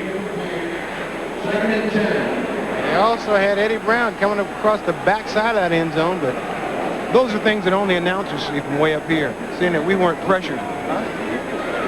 Lynn James gets to his arms. So it'll bring up 2nd and 10. And if there's any team that can recover from a 25-point deficit, putting points on the board in a hurry, it is Boomer and the Bengals. I mentioned it earlier. They have one of those offenses that can explode for a lot of points in a short period of time. Pocket again, holding up for Esiason. Over the middle, complete. Eddie Brown. Touchdown, Cincinnati.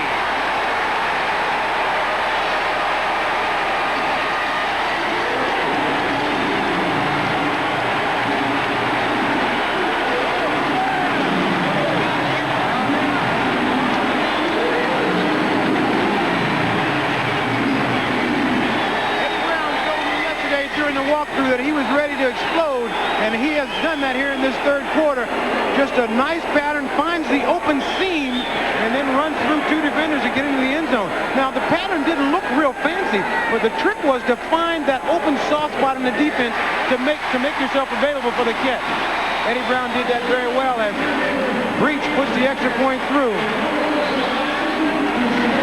Another replay. Watch Eddie Brown come over the middle, and it's not speed, it's guile here. He's reading the defense on the run, finds that little soft spot. Nice catch, and now he just powers into the end zone. Eddie Brown has got it going on here in Cincinnati.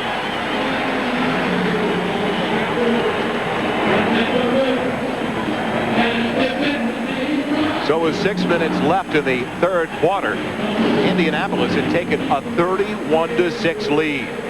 2 quick strikes from Boomer to Eddie Brown. And all of a sudden, it's only an 11-point deficit for the Bengals. And that's exactly what the Bengals are thinking. We can do it. And now we'll find out just how much poise the entire Indianapolis Colts team has, because they've got to feel the pressure coming on. It has been so rare for Ron Meyer and his Colts this year to have a lead, let alone a 25-point advantage. Interesting to see how they would respond. And you're exactly right, Joe, because there are certain teams that know how to play with a lead and certain teams that don't. You cannot ever get far enough ahead of a team in the National Football League. You have to keep continuing to get better. Lee Johnson sending everybody, with the exception of one member of the special team, over to the near side. Verdun, the deep back. The up man is Bentley at the 20-yard line. Johnson with a line drive. Verdun, will he bring it out? No.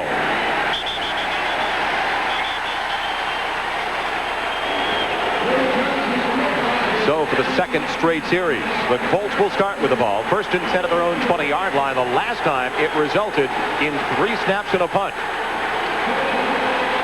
Sam White said that the thing he wanted was to get this crowd into the game. And for a while there, they did everything they could to get the crowd out of the game. Now they're starting to respond. You see towels waving down on the sideline and see these fans going crazy. That's what White wanted. Bentley, the only one in the backfield. It's Bentley on the reception. Not much available. David Grant. Good pursuit down the line of scrimmage. Only a 2-yard gain on the catch.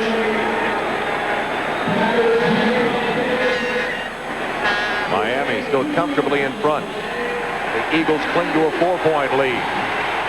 The Bears will be handling only their second loss of the season. And Green Bay ready to raise their record to 6-5. Here in Cincinnati, a wild one. The Colts by 11, but they're on the ropes. If you can ever talk about a team that has an 11-point lead being on the ropes, they are. 2nd and 7, close to 8. Pressure on George. Thrown wide, Clarence Verdun. Jason Buck applying that pressure on the quarterback.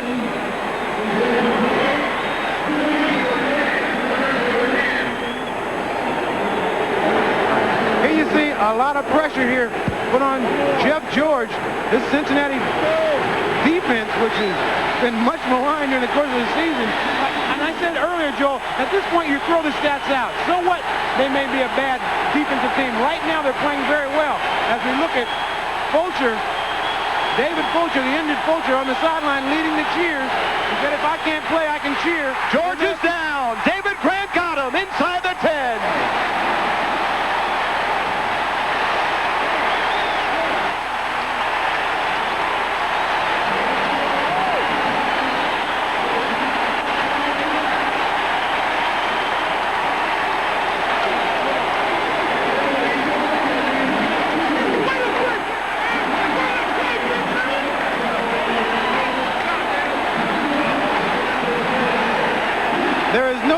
Talk about statistics now. David Grant says, I must get to the quarterback, and he does. Second best punter in the NFL. Ron Stark with a big job here. Sends out a wobbler. Mitchell Price will call for the fair catch.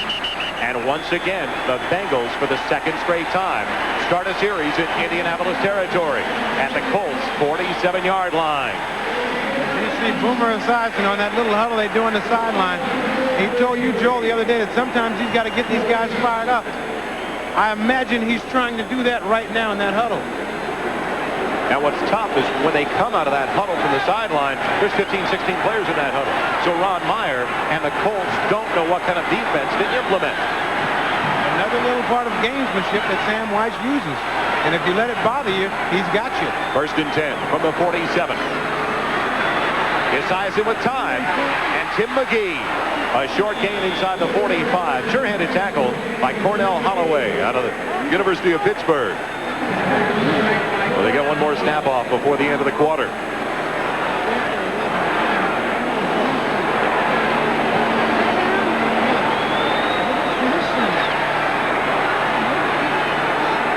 They will not get it off in time. That is the end of the 3rd quarter. The first part of the 3rd quarter owned, completely dominated by the Colts. But what a reversal. Ickey Woods, not a prominent feature of the Bengals attack. The midway point of the 3rd quarter, and with good reason. Brooks, a great pass receiver out of the backfield of Mott. Also Stanford Jennings. I think that Cincinnati is trying to get on a scoreboard in a hurry. They're not trying to control the ball. If they ever get to the point where they need to control the ball, we'll see Ickey Woods again. But right now, they're going with that speed team out there. 4 wide receivers and James Brooks. Start the 4th quarter, second, a little bit better than 5. the hands of Eddie Brown, almost intercepted by Keith Taylor.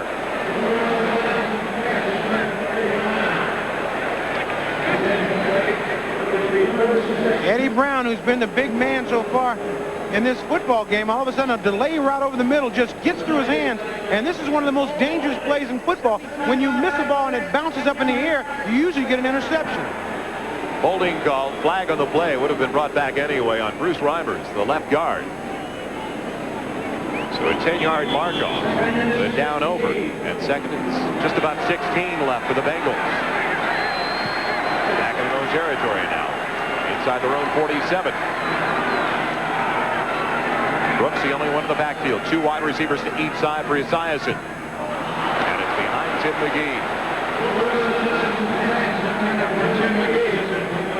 Only 9 seconds gone by in the fourth quarter. An 11-point lead for the Indianapolis Colts at 31-20. And a crucial third down for Homer Esiason and the Bengals.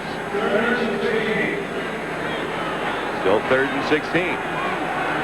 Bengals 0 for 4 today on third down conversions.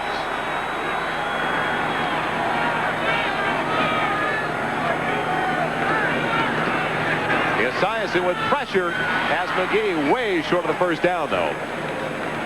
But there was good penetration by the defensive front of the Indianapolis Colts.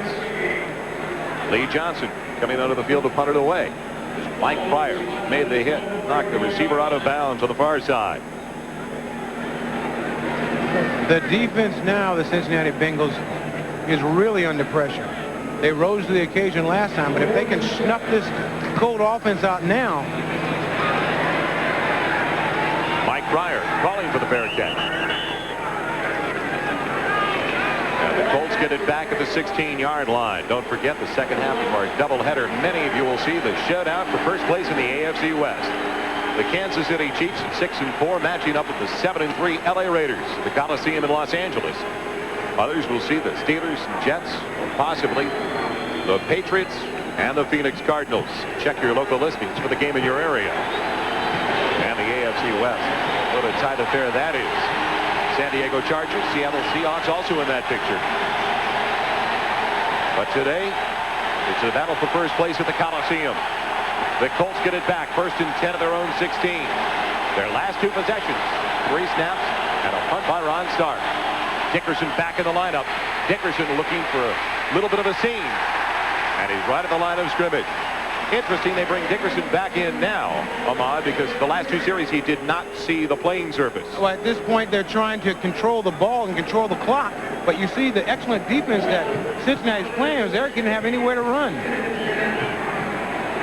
I thought it was surprising, though, that with that big lead, trying to eat up some of the clock, Bentley was the only one in the backfield. And they were so successful, Dickerson had 112 yards at halftime on the ground.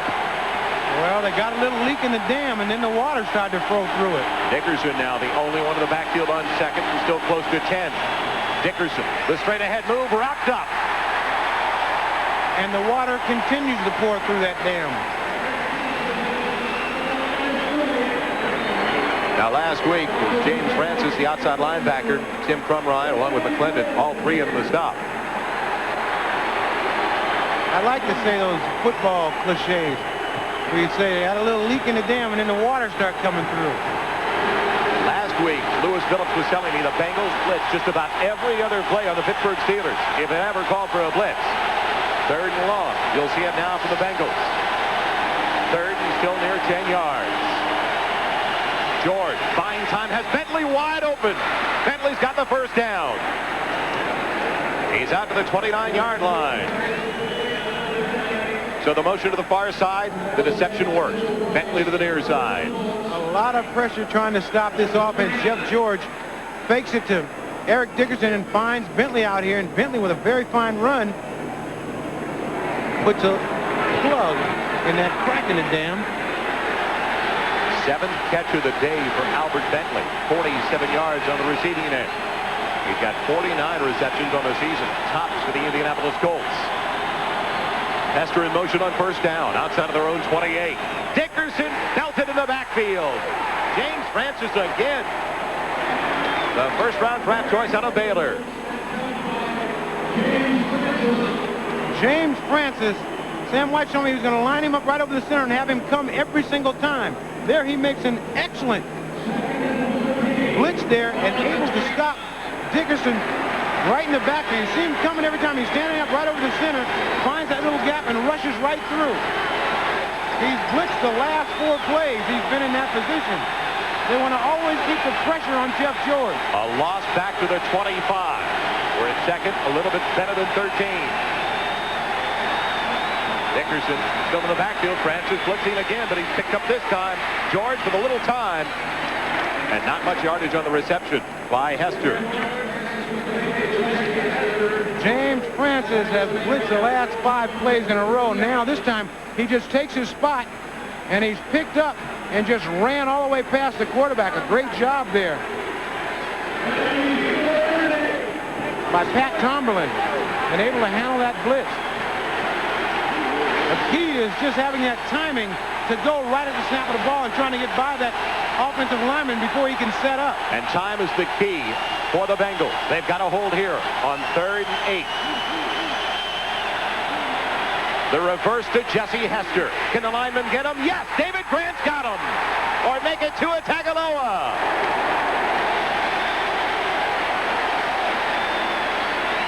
Tagovailoa with a great play. Usually when you get a reverse like that and a big old defensive lineman is chasing, you can dip a little bit and outrun him around the side. But you watch Hester here coming. Tagovailoa doesn't get fooled, gets back into the play and shows tremendous speed and able to run Hester down. Great play by Tagovailoa. Tua Tagovailoa. How many? Tua Tagovailoa. 10:25 left. Stark punting away once again to Mitchell Price. And a beauty by Ron Stark. From the 20, it's Mitchell Price. He is put down near the 34-yard line by Tony Walker, a rookie from Southeast Missouri State. Bengals get it back as we return to Cincinnati. Down by 11. The Bengals get it back first and 10 at their own 34. Esiason has the pocket hold up, and Rodney Holman has the catch for a first down. It hasn't been often that they've looked for the tight end today. Out to the 46. Clutch catch by Rodney Holman, and Ickey Woods is now returned into the game, and they have James Brooks. When they go to the one-back offense, they'll leave Woods in the backfield and take Brooks and put him out on a wing because he runs great patterns from there. The counter to James Brooks. He finds a seam to the outside. And he's near another first down. And a gain of a little bit better than 8 yards before he's dragged down by Keith Taylor. This play has worked all day. Just a little bit of a counter. You see Ickey Woods with a great block on Bickett to set James Brooks loose. That block was on Matt Vanderbeek, but it was a crushing block by Ickey Woods to set Brooks loose. Esiason calling the play at the line of scrimmage on second, a little less than 2. Clock moving, 9:05 left in the 4th. Ickey Woods with a one-handed grab. A Bengal first down inside the 40.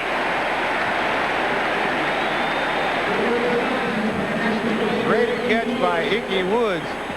Ball thrown a little bit high. He's just out there on the flat. They tend to leave him alone a little bit.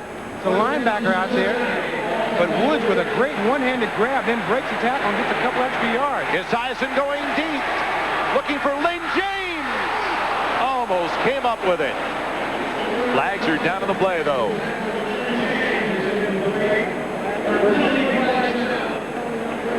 There are 2 flags, one at the line of scrimmage, one about 15 to 20 yards downfield. Lynn James does an excellent job of not letting anybody else catch the ball. The key to a situation like that, you don't want to let the ball get intercepted. Any play that's in the end zone, you got to break it up if you can't catch it. Tom White is our referee. Lynn James is a rookie out of Arizona State, and talking to Boomer Esiason about the 5th-round draft choice. We talked to Boomer yesterday. He says he loves his dedication, his work ethic. He is going to be a big-time player before it's all over. He needs to be a big-time player right now. Man, defense, 5 yards. They caught the Colts with too many men on the field. That situational substitution. Might have saved a touchdown. That penalty. So a free down to Sam Weiss and his Bengals. I guarantee you the coach would rather give up that penalty than give up the touchdown. Esiason with pressure coming, almost has it intercepted. Keith Taylor once again right in front of the tight end Rodney Holman. Pressure coming from Sam Clancy. Homer Esiason setting back in the pocket here. Here comes Sam Clancy bearing down on him, and this play would have been a big one. There's the pressure. Looking for Rodney Holman. It almost went back the other direction. James Brooks setting up in the slot. That last run by Brooks, he just became the all-time Bengals leading rusher, surpassing the totals of Pete Johnson, the big fullback. 8:29 left. An 11-point Indianapolis lead at 31-20. Esiason going deep downfield. Almost picked off again. He wanted Eddie Brown. It was thrown behind him. Eugene Daniel had to go in and out of his hands. And now a third down coming up. Homer Esiason wants it all. He's looking for Eddie Brown, who appears to be ready to run by. It's not clear whether he was throwing this ball to Holman or Eddie Brown. Actually, the guy who almost caught it was Eugene Daniel, number 38. So Taylor had his hands on the last attempt. This time, Daniel. The Bengals trying to convert for the first time today. On third. And a little bit better than 5. Esiason with time. Off the hands of Rodney Holman. They'll have to go for it on fourth down. And only 8:18 left. They have been successful on fourth down. I think that was a fourth down play that got this whole comeback thing started. On fourth down, Homer Esiason hit Eddie Brown for the touchdown early in the third quarter. On 4th and 16. It's not a situation you want to make a living from. Well, the Bengals' first touchdown of the day, for those of you who joined us late, the extra point was blocked by Keith Taylor. That's why it's an 11-point differential right now and not a 10-point Indianapolis lead. 4th and 5. A wide out to each side. Brooks, Woods in the backfield. Esiason with pressure coming. Has it picked off. Mike Pryor's got it. Esiason, the only one who can get him. And he knocks him out of bounds. So the Colts come up with a big play defensively. This play was designed to go to Ickey Woods, and Boomer tried to go back to him without looking at him. Watch Boomer look to his left. Woods is on the right. Now he'll just turn and throw. Turn and throw. There's 2 defenders right in front of him. Ickey Woods was open early, and Boomer is the one that keeps this from going back all the way for the touchdown. But right out of the backfield, Woods was open, and Boomer just turned and threw. Ended up throwing it to 2 Colts. That is the 3rd turnover of the afternoon for the Cincinnati Bengals. Dickerson on the carry. Breaks the tackle. Gets close to 7, down to the 33. And more importantly, stayed in bounds. Let's head to New York now. Check in with Bob Costas at NFL Live for an update. All right, Joel, the Browns are finally in the end zone early in the fourth quarter at home. It's Kevin Mack on this 2-yard run, but they still trail 30-13. Meanwhile, in the big game of the day at Veterans Stadium in Philadelphia, the Eagles just scored 2 quick touchdowns. They had been up 17-13. Now it's 31-13, and the Giants look like they'll absorb their first defeat. Thank you, Bob.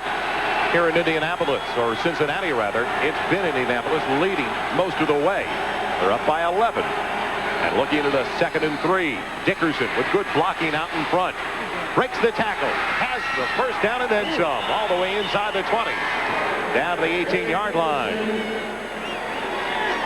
Now, to have an Eric Dickerson is just so valuable. When you need to run the clock down, he's excellent in controlling the ball. The Xerox 10-minute ticker. As Bob mentioned that score, Philadelphia taking a big lead over the Giants, 31-13, and Minnesota 41-10 over Chicago.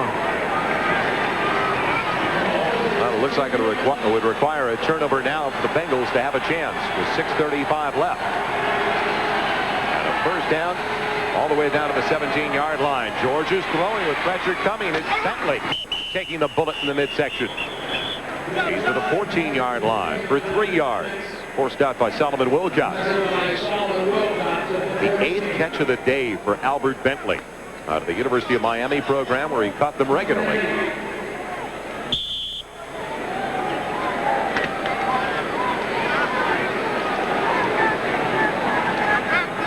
Clock. The game running down on the Bengals. And the Pittsburgh Steelers now. If Indianapolis hangs on, an opportunity to move back into a tie for the lead.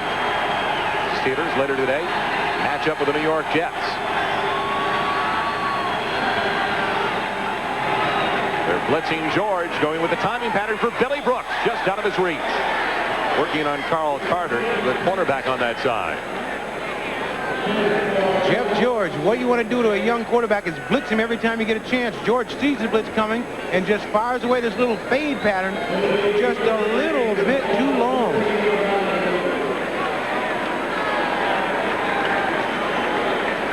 So the clock stops on the incompletion. 5:52 remaining. Jeff George, that total yardage, 249 through the air, matching his career best, which he had last week in the win over the New York Jets.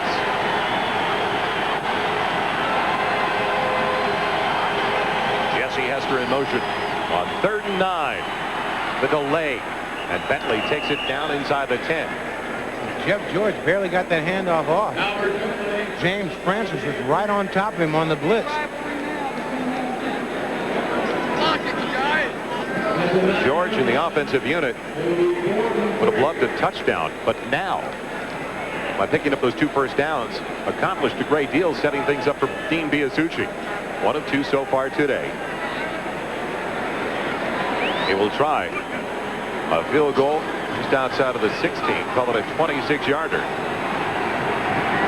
They can make it a 14-point lead.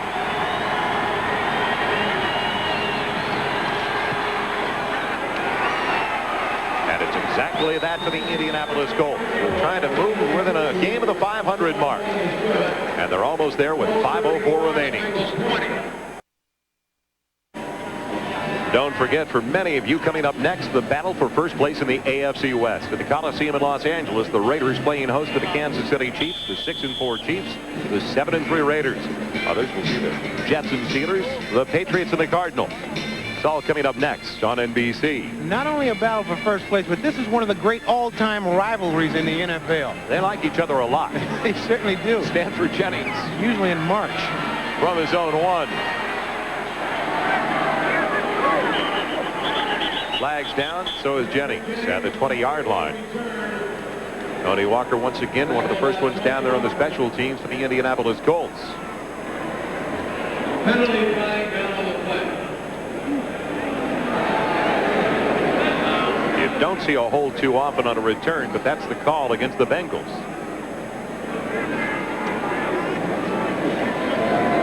The trick is now that they're starting to press. Holding during the return, 10 yards, first down. You're starting to press, and when you start to press, you have to make sure you don't make mental errors. You want so badly to make a big play, you still got to maintain your discipline. There is still time for Boomer Esiason and the Bengals. A little less than 5 minutes remaining. They're down by 14. Have to move it 90 yards in a big hurry. Pressure comes. Esiason gets it off to James Brooks. Brooks out to the 29-yard line. I thought we'd see the dreaded in the grass. Yeah, I did too. And I don't like the in the grass. That is my least favorite call in the NFL. So we've learned a few things today, Joe. That's your least favorite call, and your most liked player is Eddie Brown. I like to watch Eddie move once he gets it. A lot of people like to watch Eddie. Boomer Esiason with time. And he's got 3. Out to the 32. Call it 4 to the 33, where he's wrapped up by Dwayne Bickett. Again, if anybody, score in a hurry. Yeah, you hit it right on the head. They still have a lot of time. And 3 timeouts left. It's Esiason with the pocket holding up. Going to Tim McGee. Can he get out of the ankle tackle? No. He's got the first down, but Cornell Holloway made sure it wasn't a big play. Oh, it's a huge play. We've got a penalty. I think it might be roughing the passer here. Flag back at around the 24-yard line. They hit Esiason late. Esiason lets the ball go and then gets knocked down. Tim McGee not able to get out of that tackle. Bengals, they're ready to go. They didn't think anything about the flag, but Esiason motioning over to Sam Weiss. A-OK. Must be going the Bengals' way.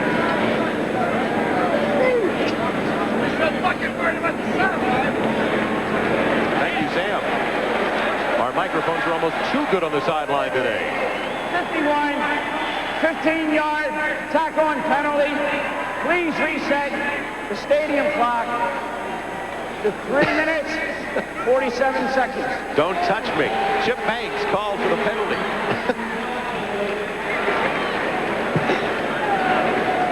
Sam Weiss, a little help on that call, trying to make sure these officials get it right. Boomer Esiason now. 47 seconds, please. Resetting the clock.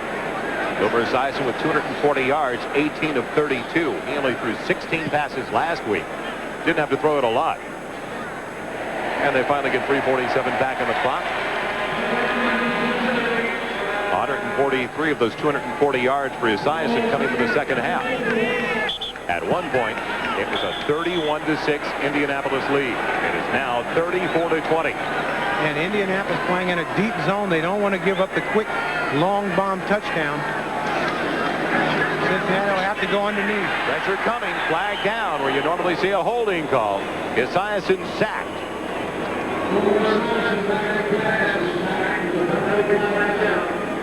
Faulkner, one of the first ones in there for the Indianapolis Colts. Jeff Faulkner out of Southern University in his second year.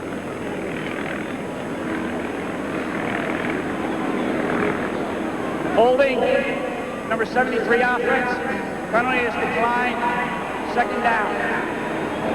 They seem to self-destruct. That's Ken Moyer, the right guard. Ken Moyer, a young offensive guard, right side of your screen. You see him get caught up in there. Oh, there's the hole right there. He almost tackles him as he goes by him. Esiason on second and long.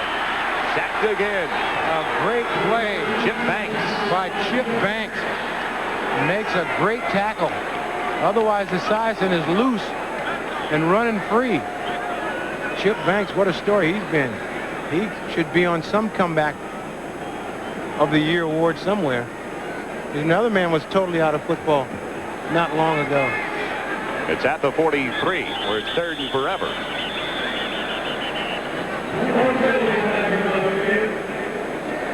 Esiason disgusted. Penalty coming up against the Bengals.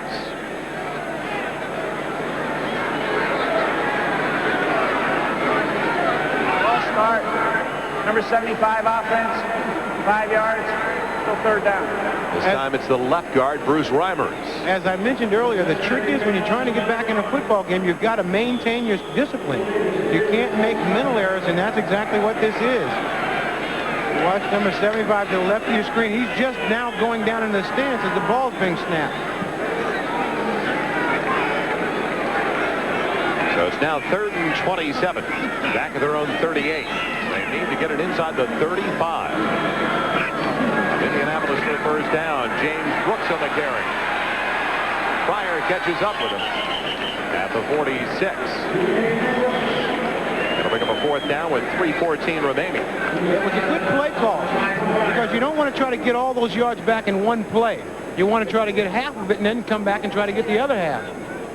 The trick is Esiason has not had time to throw the ball here lately. So maybe running was the best option. This is the game for Boomer Esiason and the Bengals. 4th and 11. The ball to the 46 of Indianapolis. 2 wide receivers to each side. Brooks the only one in the backfield.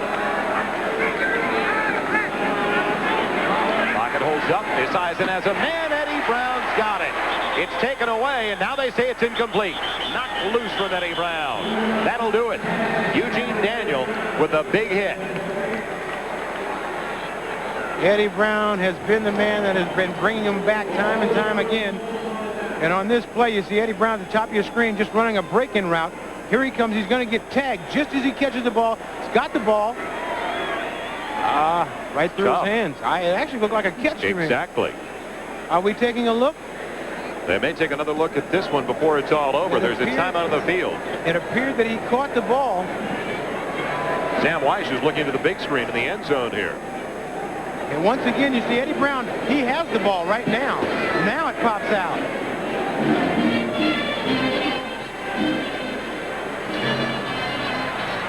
They're not going upstairs for another look as the Colts take over on downs. Their own 46-yard line. Sam Weiss said yesterday, he said he was scared to death of this game. He said it is such a mental thing, the preparation each week, trying to convince his team after beating the Pittsburgh Steelers that they have to maintain.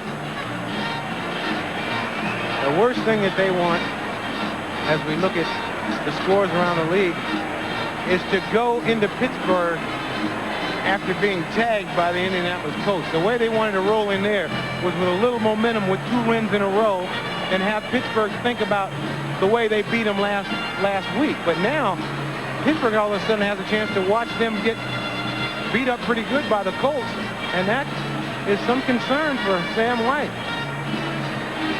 Ron Meyer's squad has 3 of their last 5 games away from home. They'll move it within a game of the 500 mark. Second half of the doubleheader.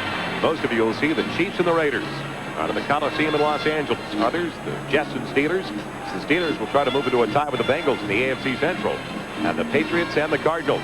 That's the draft choice game. When I think of that Kansas City LA Raiders game, I always think back to the time that Big Ben Davidson almost beat up Lynn Dawson, and then Otis Taylor jumped off the side and they had the big fight. I mean, it was that was a football game. Dickerson to the backfield with Bentley. 1st and 10 out of the 46. A little bit better than 3 minutes left. Dickerson just wants to hang on, maintain possession. Now Cincinnati will use up their timeouts. It's their first of 3. McClendon in on the hit. 21 carries today for Eric Dickerson. 141 yards. His best, without a doubt, in his 5th game since returning to the Indianapolis Colts.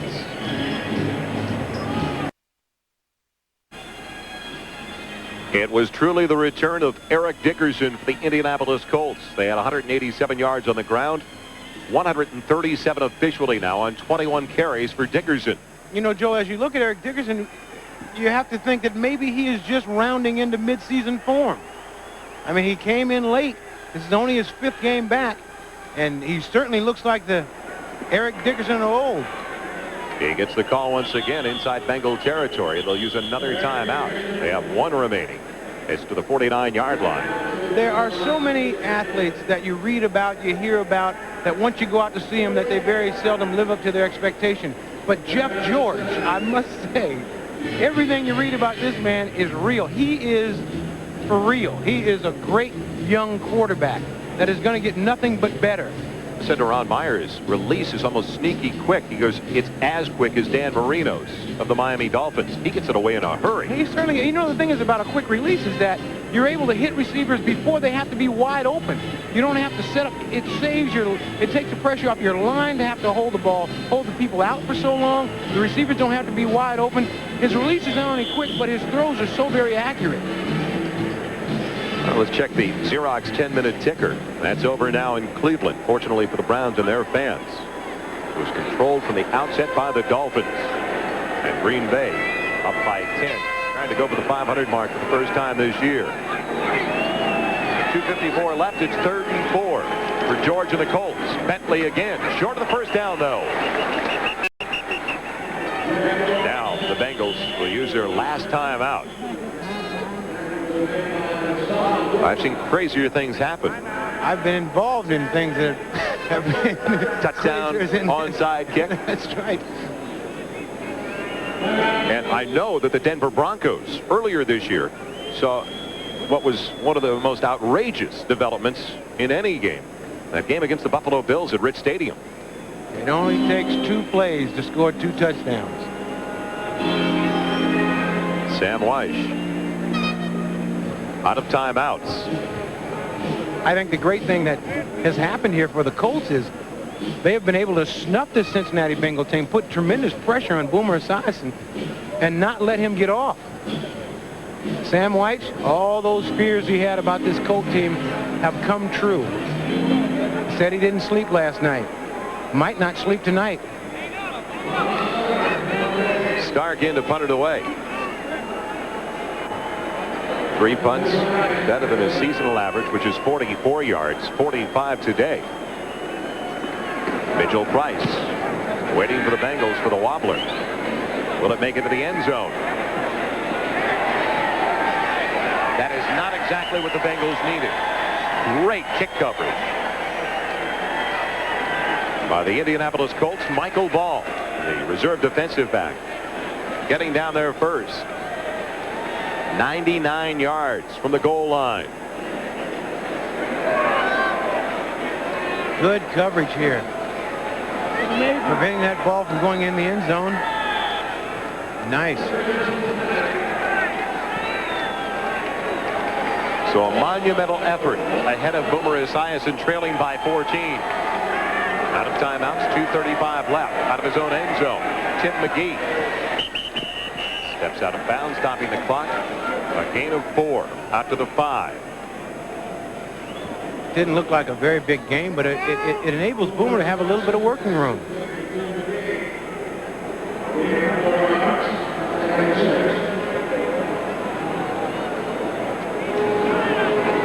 Six defensive backs in there. And a deep zone for the Indianapolis Colts. The problem with that is Cincinnati has great runners after they catch the ball. You can't play back too far. Esiason in trouble. Almost gets it to Lynn James. And if he's got it, it's a huge gainer.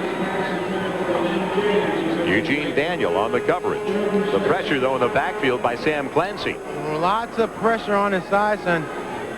He runs out of the pocket here, but now if Jennings can catch this football, boy, he's got a lot of room to run afterwards. And if my Aunt Harriet was a man, she'd be my Uncle Harry. Glad you said it. 3rd, 6. The ball at the 5-yard line. Esiason in trouble. Barely gets it to Brooks. Short of the first down by a couple of yards. And there's an injured Bengal down, maybe even 2, unfortunately. Anthony Munoz, the left side of the line, and Bruce Reimers, the left tackle and the left guard.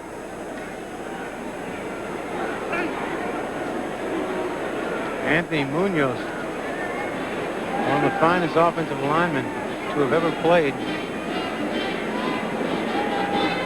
is down on the plays being attended to by the team doctors. Bruce Reimers also down.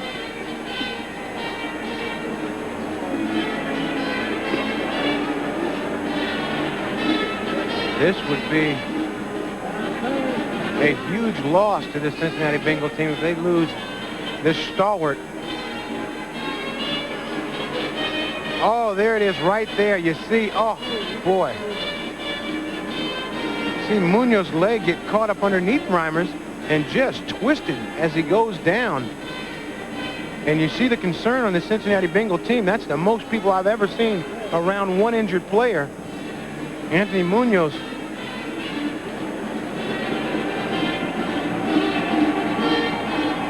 And Sam White is out. Now taking a look. They're all holding their breath. It's just a horrible looking injury that you saw Munoz trying to pass block and Reimers roll up behind his leg.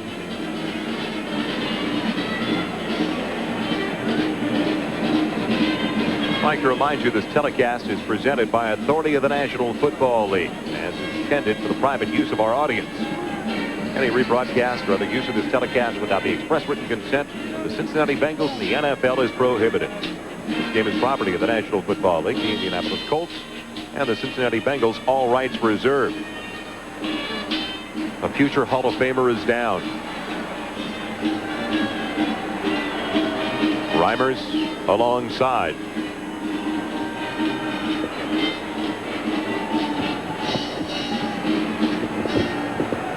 Tough to talk about a player of the game.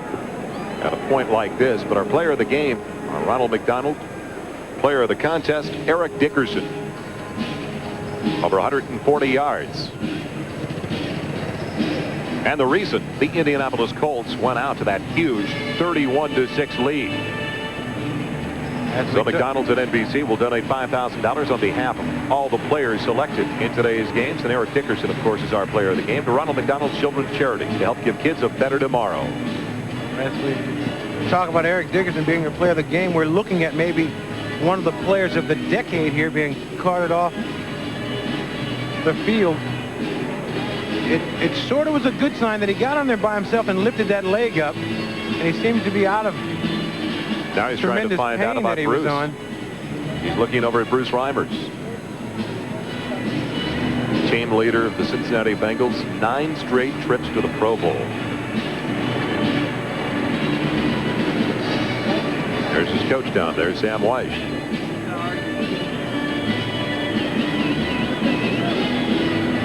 That is the nightmare of every football player, no matter what level. That is not the way you want to leave a playing field.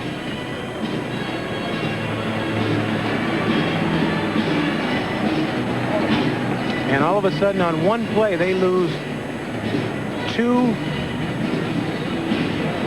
players. And there's Reimers as he's being taken off the field.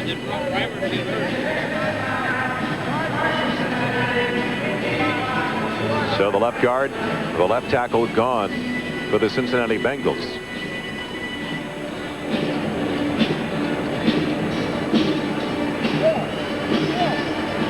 As we check in on other scores, the Philadelphia Eagles ready to hand the New York Giants their first loss of the year. They'll have a record of 10-1 now. And you see, many of you will see the Chiefs and the Raiders and the showdown for first place in the AFC West. Others look at the matchups between the Jets and Steelers or the Patriots and the Phoenix Cardinals.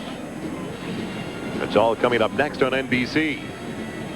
And welcome back to Riverfront Stadium in Cincinnati. Joel Myers along with Ahmad Rashad. Lee Johnson ready to punt it away for the Bengals, who trail by 14. Jeff George with a career best day. Boomer Esiason of the Bengals forced to throw the ball just about the entire second half, so any semblance of balance in their offensive attack in the second half was thrown out the window for that huge 25-point deficit. We have to give credit to this Indianapolis Colts team because they came ready to play, and the optimism that they had yesterday showed here today that they are learning very quickly how to win. And I can't say enough about the job that Ron Myers has done with this football team. They have had so many bad things happen to them over the past, but he's kept them together. And they lost Jeff George for a couple of games to an injury as well when Jack Trudeau took over. Trudeau did lead them, though, to that 1-point win over the Philadelphia Eagles at Veterans Stadium. Mike Pryor waiting for the punt from Lee Johnson.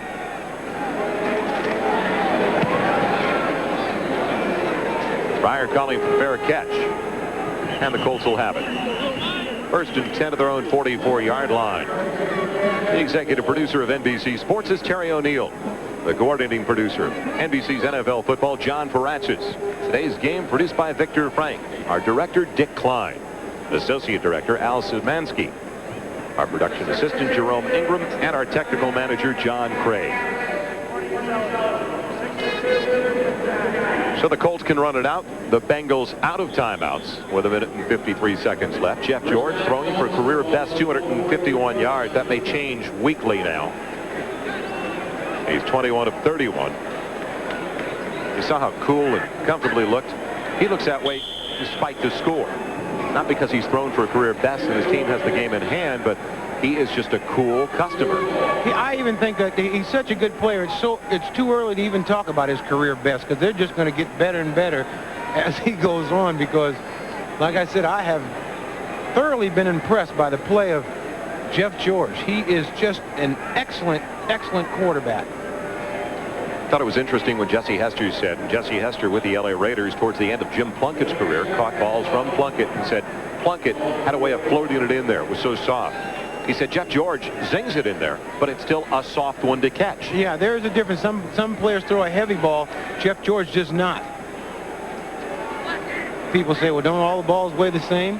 Yeah, but there's something about that velocity that some players will put on it that makes it just a little bit easier to catch. All the quarterbacks that I played with, Clan Tarkenton threw the best pass ever. Sam White didn't throw a bad pass. Former quarterback in this league who is not having one of his best days today. So the Colts are ready to celebrate. They will be a game under the 500 mark. Cincinnati will drop to 6-5. There will be one more snap. And now they can celebrate in Indianapolis. That final score will be the Indianapolis Colts 34, the Cincinnati Bengals 20. Don't forget tonight NBC presents a great double feature. First Art Carney and Where Pigeons Go to Die, followed by In the Line of Duty, A Cop for the Killing. Now stay tuned for the second half of our NFL doubleheader. Most of you seen Kansas City and the Raiders, Los Angeles at the Coliseum in L.A. The battle for first place in the AFC West. Others, the Steelers taking on the New York Jets. So check your local listings for the game in your area. This has been NBC Sports coverage of the National Football League. For a Moderate Shot, I'm Joel Myers. Thank you for joining us from Cincinnati.